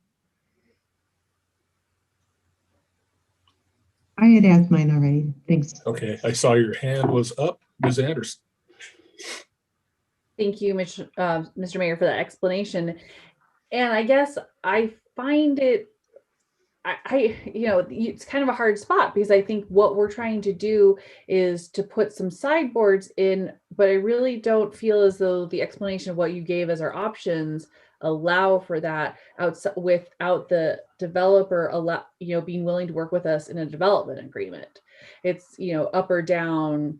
And within the B2-2 zoning, there are many, many options for, kind of what can be built out underneath that. And so I think if I gather some of the questions that I have and my other fellow counselors have, it's kind of like, how is there a middle ground to be struck? I'm guessing from your explanation of earlier, the answer is no. Because we cannot require a development agreement if the developer is not willing to enter into it, correct? Well, we could deny annexation, but I think that is problematic, given the nature of Title 20, which is the law under which this application was made. If we were to look at the new master plan, I think you have quite a few additional tools there, but they don't exist in this case. May I have a follow-up? Sure. So if we deny zoning, a whole host of problems, I realize that, but then does the application have to then come back under the current rules? Oh, that's a good question. Good thing Jim Nugent's here and wide awake.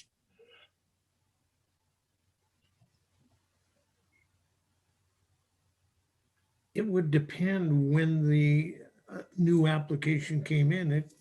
It could be quite some time down the road before anyone's willing to make a proposal that includes a development agreement. And they would be subject to the rules and regulations in effect at that time. But a lot of what Dave and the mayor have explained is part of the problem. You can't really specifically require certain types of businesses and in kind of a guessing game as to how is this going to be able to be developed and who's going to be able to put that type of thing in there, and will it be feasible as it evolves. So you need to maintain some flexibility like Dave and the mayor have been explaining. I mean, our experience, particularly with mixed use, and our development agreements do not, with one exception where we have significant leverage because we're selling land and providing support through the redevelopment agency.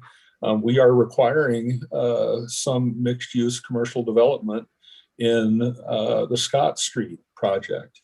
But again, we have those two significant levers there, and we also have a developer who believes that childcare is an important component of that development, and also believes that a retail component is important. I don't know that Mr. Tollefson doesn't think that those things are important, but I also don't think that he's in a position today to address demand that we don't really understand.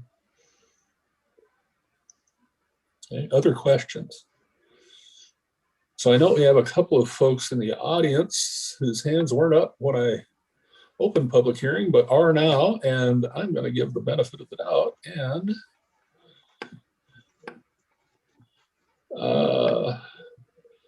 Mr. Sperry. Can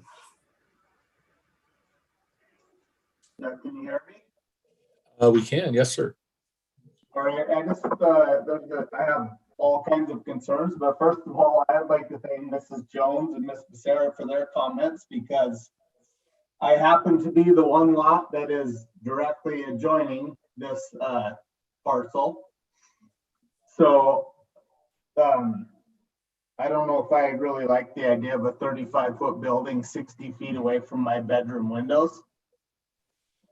Another one of my big concerns is the traffic. Traffic in 44 Ranch has been a concern since 44 Ranch was here. And all of this traffic plus Heron's Landing plus Remington Flats is all going to dump onto George Elmer.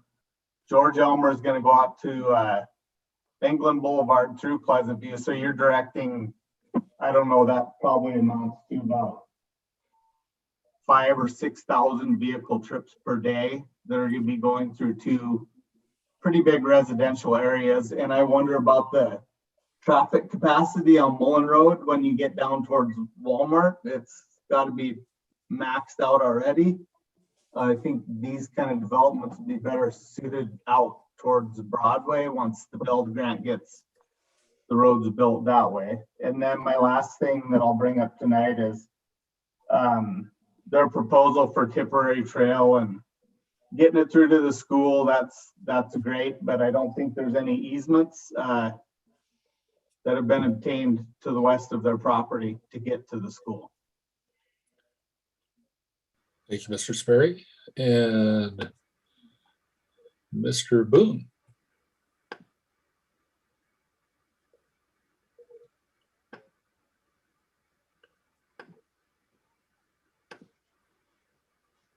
Mr. Boone?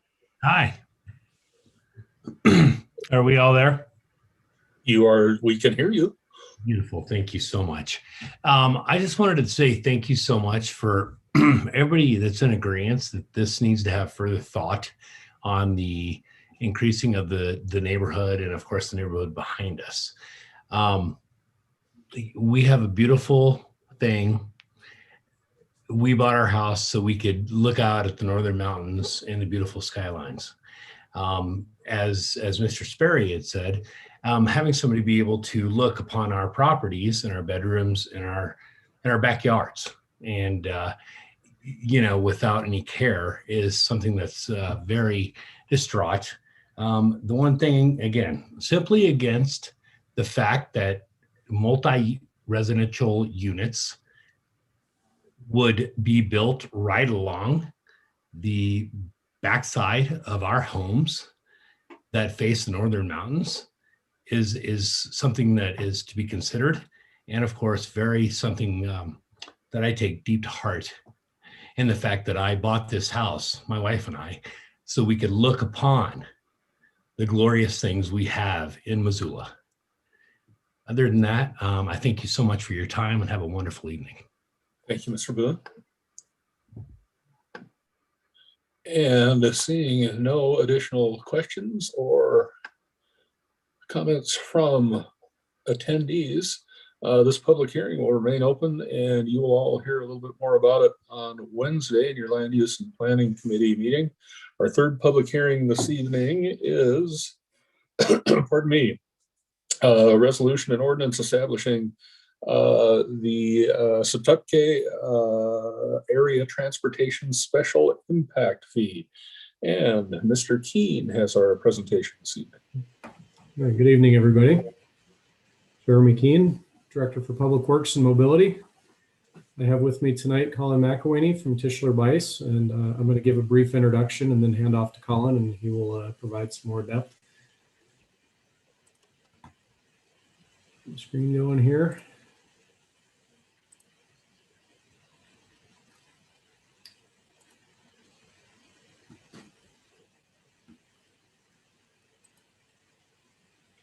Okay. The Setupke, there it is for you to practice at home. Setupke Transportation Impact Fee. This is a funding mechanism that we're proposing as part of the Mullen Build project. As you're all probably aware, we received a $15 million grant from the federal government to help us build out a network of roads in the Mullen Road area. And that will roughly cover about 50% of the cost of the project. We applied for more money, didn't get all of it, have continued to apply for additional grant opportunities, but right now we're about 50% of the way there in terms of funding. So we will continue to look for other grant opportunities, but this is a mechanism to allow us to fund the remainder of the project elements using a transportation impact fee. So the diagram you have up on the screen right now shows the project elements that we will build with the first phase, shown in the blue dots, and then the other project elements in orange would be built out as these funds are collected and we eventually have enough money to finish the whole project.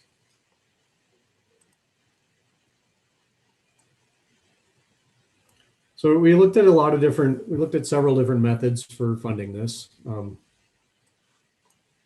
having a little technical issue here. There we go. Okay. So, you know, we considered some different ways that we could make up this gap, and the project funds a backbone of infrastructure that helps support the Sutupcane Master Plan, which is a real vision for future neighborhoods and a mix of uses, businesses, services, all of the things you were talking about in the last hearing. And the build project will help build that, the initial backbone for that. So we're proposing two different cost capture fees. One is this transportation special impact fee that we'll talk about tonight. And the other is water and sewer development fees, or a latecomers fee, which will recapture the cost of providing that utility infrastructure. And both of these elements are things that are normally provided by development when it happens. So this is a little bit of a different approach for the city, where we're being proactive about the way we provide infrastructure, the way it gets built, and the impact fee is a way that we can do that. So impact fees provide equity. New roads and utilities are typically paid for development, and impact fees are a way to assess that cost to the cost causers. So if we didn't use an impact fee, we would have to look at things that are citywide, like our citywide impact fee, road district, gas taxes, things like that that would apply to everyone in the city and not just the specific land owners and residents that benefit from those improvements. It also allows us to apply this proportionally. The impact fees are based on traffic. So development that creates more traffic pays more with an impact fee. So we can calibrate that proportionally to the impacts.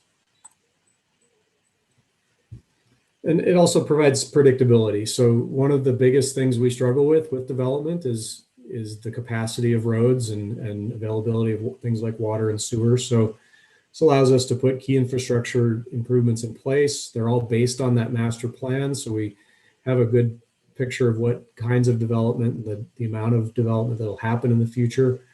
And so we're building that ahead of a lot of the development happening, and that helps us mitigate some of the impacts on existing residents. And we also think that this will result in a reduced cost. Obviously the $13 million that we got from the federal grant will reduce the cost of providing infrastructure out here. But by building it holistically like this, we can also avoid piecemeal construction and get some economy of scale and provide benefits over that whole area. So this is where we sit with funding. We have about $16 million of funding ready to go. We're working on the water and sewer development fees, which we will finance those infrastructure improvements and then collect fees on the back end as people connect to those new water and sewer mains. And then the final piece is the transportation elements, where we're looking to make up about $18.7 million of cost. And that's to complete the remainder of the project. So impact fees, they're a one-time payment by new development to fund the capital improvements necessary to accommodate the demand. Special fees would be in addition to existing citywide fees that are already in place.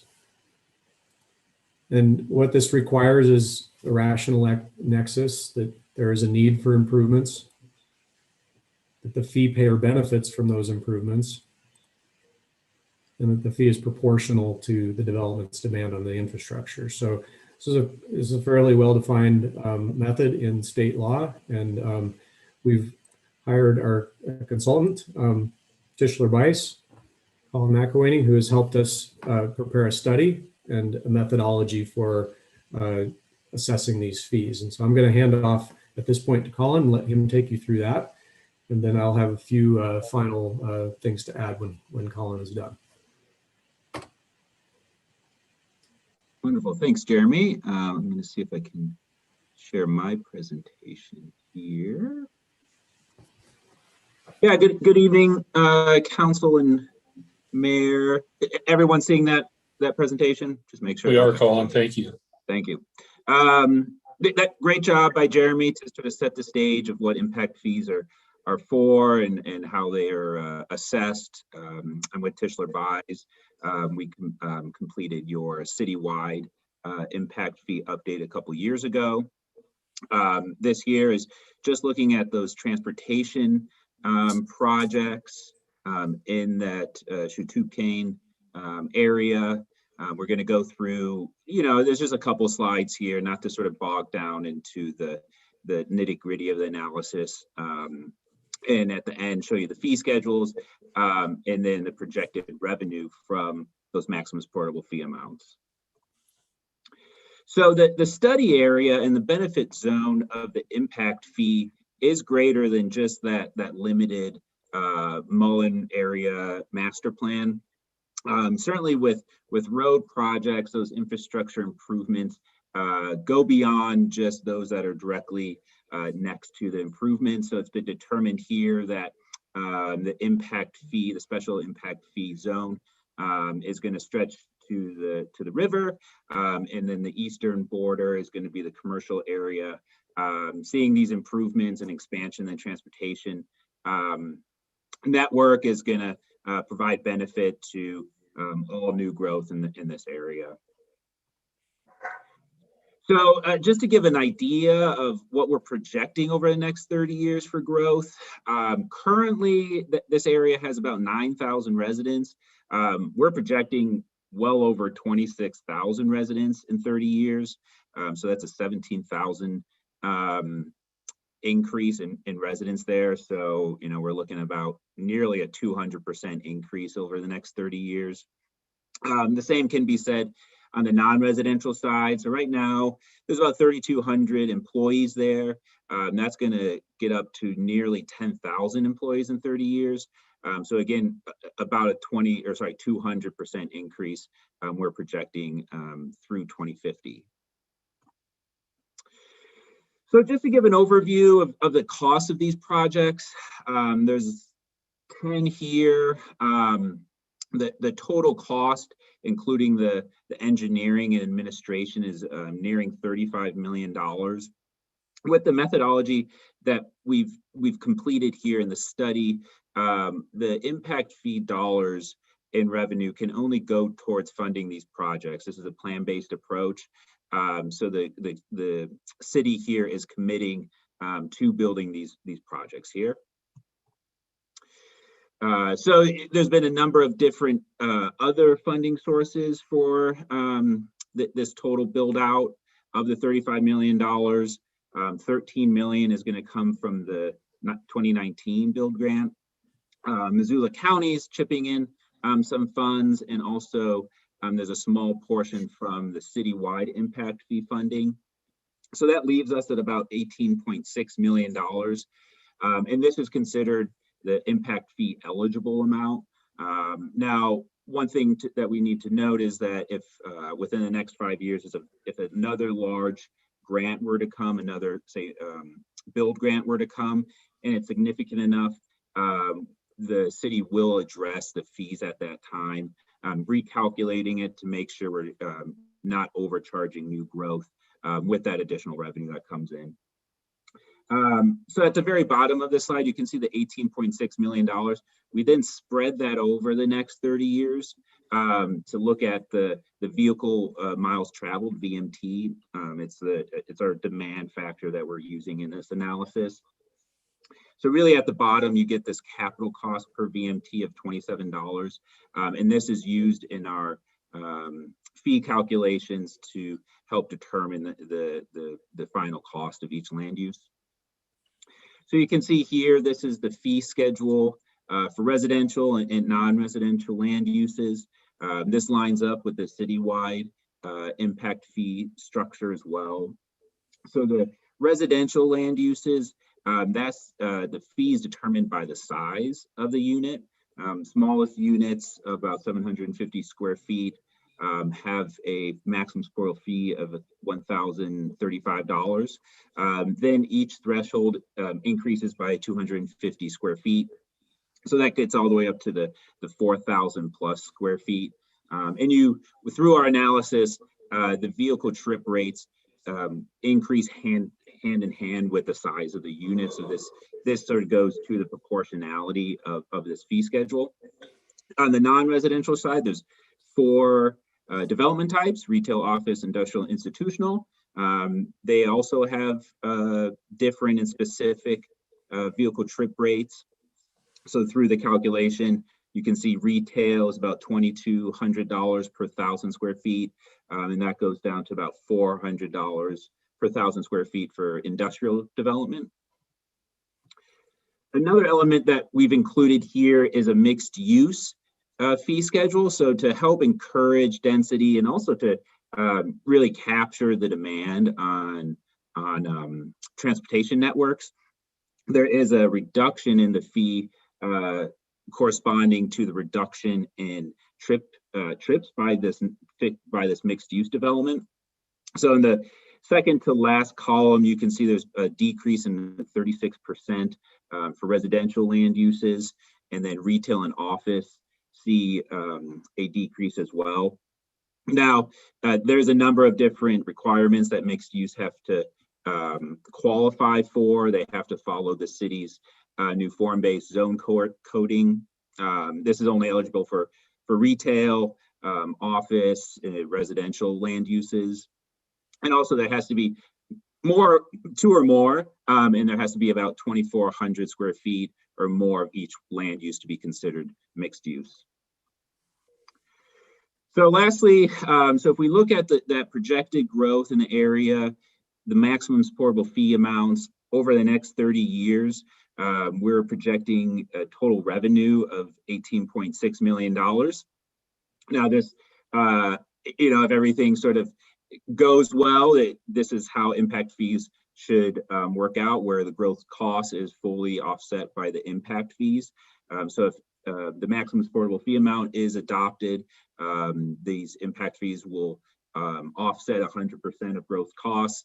Now, if a lesser amount is adopted, you'd have to see other funding sources or address the project list to make sure everything is fully funded. So with that, I'll just open it up to any questions.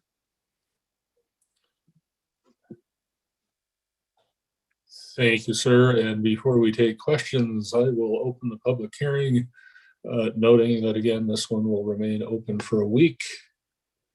And anyone out there care to comment on this question? All right, seeing none, I will take questions from council, and we'll begin with Ms. Anderson. Before I ask my question, I see that Jeremy has his hand up, so I didn't know if he was going to enlighten us with additional information before we start into questions. I just happened to notice him next to me on my Brady Bunch screen. Well, Mr. Keene, feel free. If I may, can I show just a couple more slides to certainly. Some remaining information? Yep. Thank you.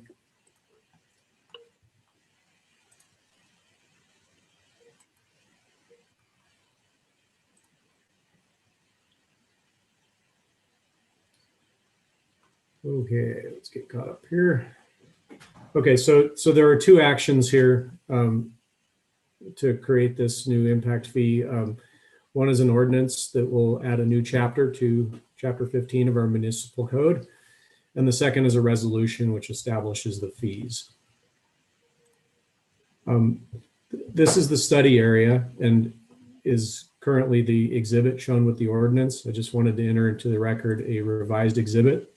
We worked since we initially referred this, we've worked with our GIS department to refine the line for the boundary so that it follows property lines and we don't split any parcels.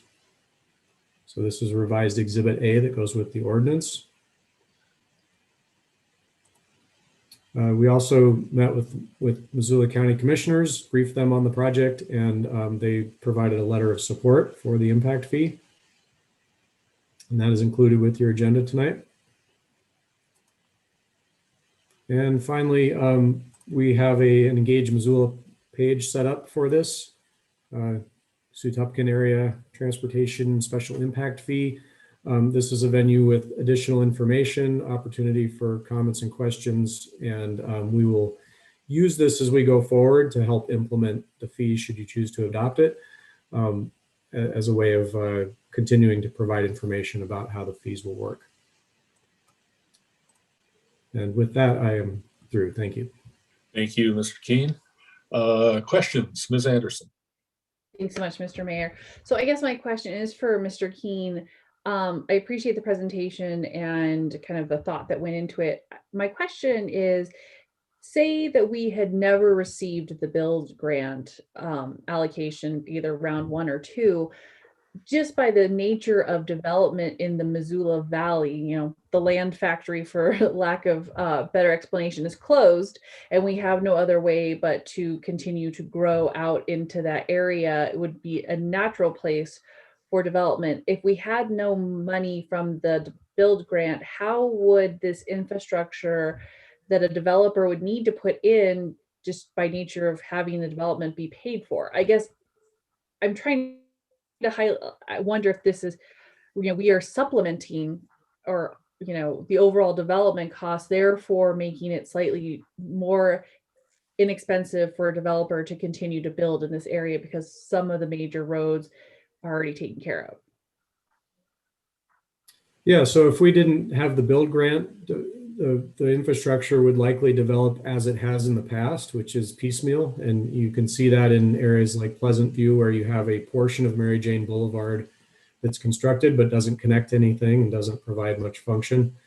Or George Elmer Drive, which you know, extends out to 44 Ranch and then stops. So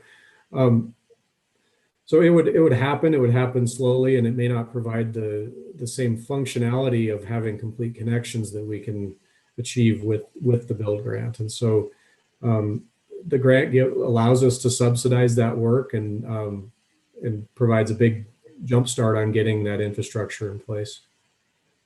I mean, I would argue that it makes housing production faster and less expensive, and those are two goals that we express pretty boldly in policy. Mm-hmm. Well, and Mr. Mayor, to that point, if I'm allowed to follow up, I mean, I guess the criticism of sometimes of impact fees is that, oh, it makes a house, it's a fee that's tacked onto a house, and if we have an affordable housing, you know, crisis, but at some point this all has to get paid for, you know, either by the user or by the greater community. So as Mr. Keen suggests, there's an equity piece here, right? And that's impact fees are equitable. Other questions this evening, Ms. West? Thanks. So I have a question around agricultural use. I know that one of the things that was called out in the master plan for this area was potentially an urban farm component, and there isn't. I guess my question is, where would that fall in this fee schedule, and should there maybe be a incentive created to encourage that urban farm to actually develop? I think the only component that would be subject to an impact fee would be a structure associated with that urban farm. And again, it's about equity. So I think, and frankly, farming, that is a low density land use. So they're getting a deal already by virtue of paying a relatively minor impact fee for using more land. And any other hands up? Ms. Harp? Thanks. All right, so I think this conversation around the impact fees comes up periodically, and sometimes we're uncertain about what we should do here. And it sounds like from what Colin mentioned, with the build grant, we got half of that cost subsidized. So instead of a range on the residential for a 750 square foot home having an impact of $1,035, it would have been, without the build grant, closer to $2,070. So it's been subsidized in half, thanks to federal dollars and thanks to the team that made that happen. Tying back into the previous conversation that we had about McNett Flats, if I was a developer in this particular area and I saw that there was an incentive of 40% to go mixed use over just primarily residential, I would be looking really hard at that, because that's a serious reduction in cost when it comes down to development fees. And I think Are we getting to a question, Ms. Hart? Yes. So I think it's a really good thing. My point or my question is to Jeremy in this particular case. If we did not, how would we build the infrastructure if we did not have an impact fee assessment? How does the city manage to build infrastructure without an impact fee? How do we finance it? Well, we largely rely on development to build their own infrastructure when they do a subdivision. So the majority of the work would likely have to happen through these individual subdivisions.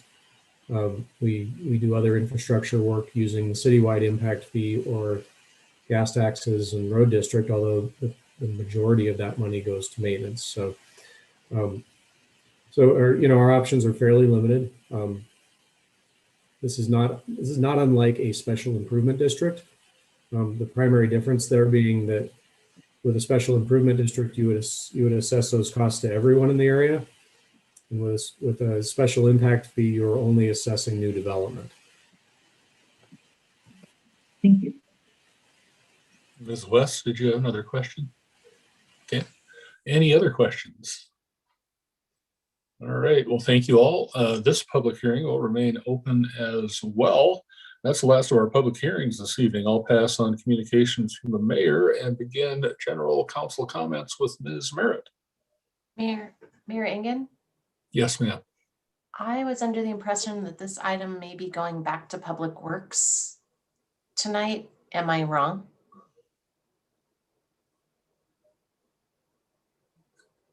We made room in the Public Works Committee. Jeremy had requested that we postpone the consideration of some land projects. Jeremy, do you want to weigh in on that? We were not sure if council would like to have this back in committee on Wednesday if there are additional questions or comments that need to be answered. So we did make some room in the schedule, and that is still an option. Okay, it looks like that is not a thing that we're going to do then. Thanks. Okay. I'll pass on comments tonight. Thanks. Thank you. Mr. Von Lossberg. I'll pass. Thanks. Ms. Cheryl. Pass, thank you. Ms. Harp. I just want to congratulate Grace Gibson Snyder and Aviv Guccio of Ward 3 as alternates to the Energy and Climate Team as youth appointments. Way to go, Ward 3. Ms. West. Trying to toggle multiple screens here, but I would like to remind everyone to visit Engage Missoula and take the survey if you're a North Sider or a West Sider, or go to Lowell School, so that you can provide your input to what our super awesome Lowell Neighborhood Community Center should look like in the future. So take the survey. Ms. Jones. I'll pass. Thank you. Ms. Anderson. Thank you, Mr. Mayor. I want to first put a plug. 'Tis the season for Girl Scout cookies, and there are a lot of amazing young folks who are out selling cookies, doing it in a virtual way. And many of them are looking to support community causes with their proceeds, or go to a cool camp. And the sweet tooth in me just couldn't help but order some cookies, and I hope you all will too. We're still trying to figure out how to adapt in a pandemic to some of these causes. So you may be used to your neighborhood Girl Scout coming to your door, but look for them online and continue to support the good work that they are doing. Also, on a less happy note, I can't help but notice that unfortunately we in the United States have reached a very grim milestone today. Today marks what they see as we have reached 100 or 500,000 COVID deaths. We are the most of anywhere in the world. Here in Montana, we are at 1,342 lives lost, families affected. And the pandemic is still going on. Here in Missoula, our numbers look really great, and that's because of all of you folks doing everything you can in big and small ways, staying home when you go out, wearing a mask, continuing to social distance, getting takeout from your favorite restaurants. Thank you so much for doing that. But do keep the family members in our community, in our state, in our country close in your, however you would honor them, because this is an unprecedented amount of people. It's entire cities worth. It's half the population of Montana who have died in the last year because of this virus, and the impact that that will have is just not even measurable. So it's a very grim milestone. Thankfully, with science and the vaccine, you know, we may be getting towards the end of this, but it's not over. Don't let your foot off the gas. Continue to do all the things that you've been doing, and just, you know, tell your loved ones that you love them and you're thankful that they're still here, because there are a lot of folks who aren't able to do so tonight who wish they could. So thank you. Mr. Contos. I'll pass, thanks. Mr. Ramos. I will pass as well. Thank you, Mr. Mayor. Ms. Vasika. Thanks. I wanted to remind everybody out there that the avalanche danger is very, very high. There have been some terrible tragedies lately, and I hope that there are no more. Make sure that you have your proper equipment before you go out. Make sure you know how to use it. I recently took an avalanche awareness webinar. There's another one available on the 24th of this month in 2 days. It's free. It's at MissoulaAvalanche.org. It's very informative, whether you're new to learning about them or if you just need a refresher. I would highly, highly recommend taking it. Again, that's at MissoulaAvalanche.org, and know the conditions before you go out. Thanks. Ms. Becerra. I'll pass, thank you. And Mr. Hess. I'll pass, thanks. Great. We have no committee reports this evening, double checking myself. Our item of new business is our legislative update. You all have that report. The report from our lobbyist is on the web. It continues to be an extraordinary challenge for the city of Missoula and most cities and counties around the state, but we keep plugging away. Any questions or comments regarding legislature this evening? All right, seeing none, do we have any additional items to be referred? Seeing none of those, any miscellaneous communications, reports, petitions, or announcements?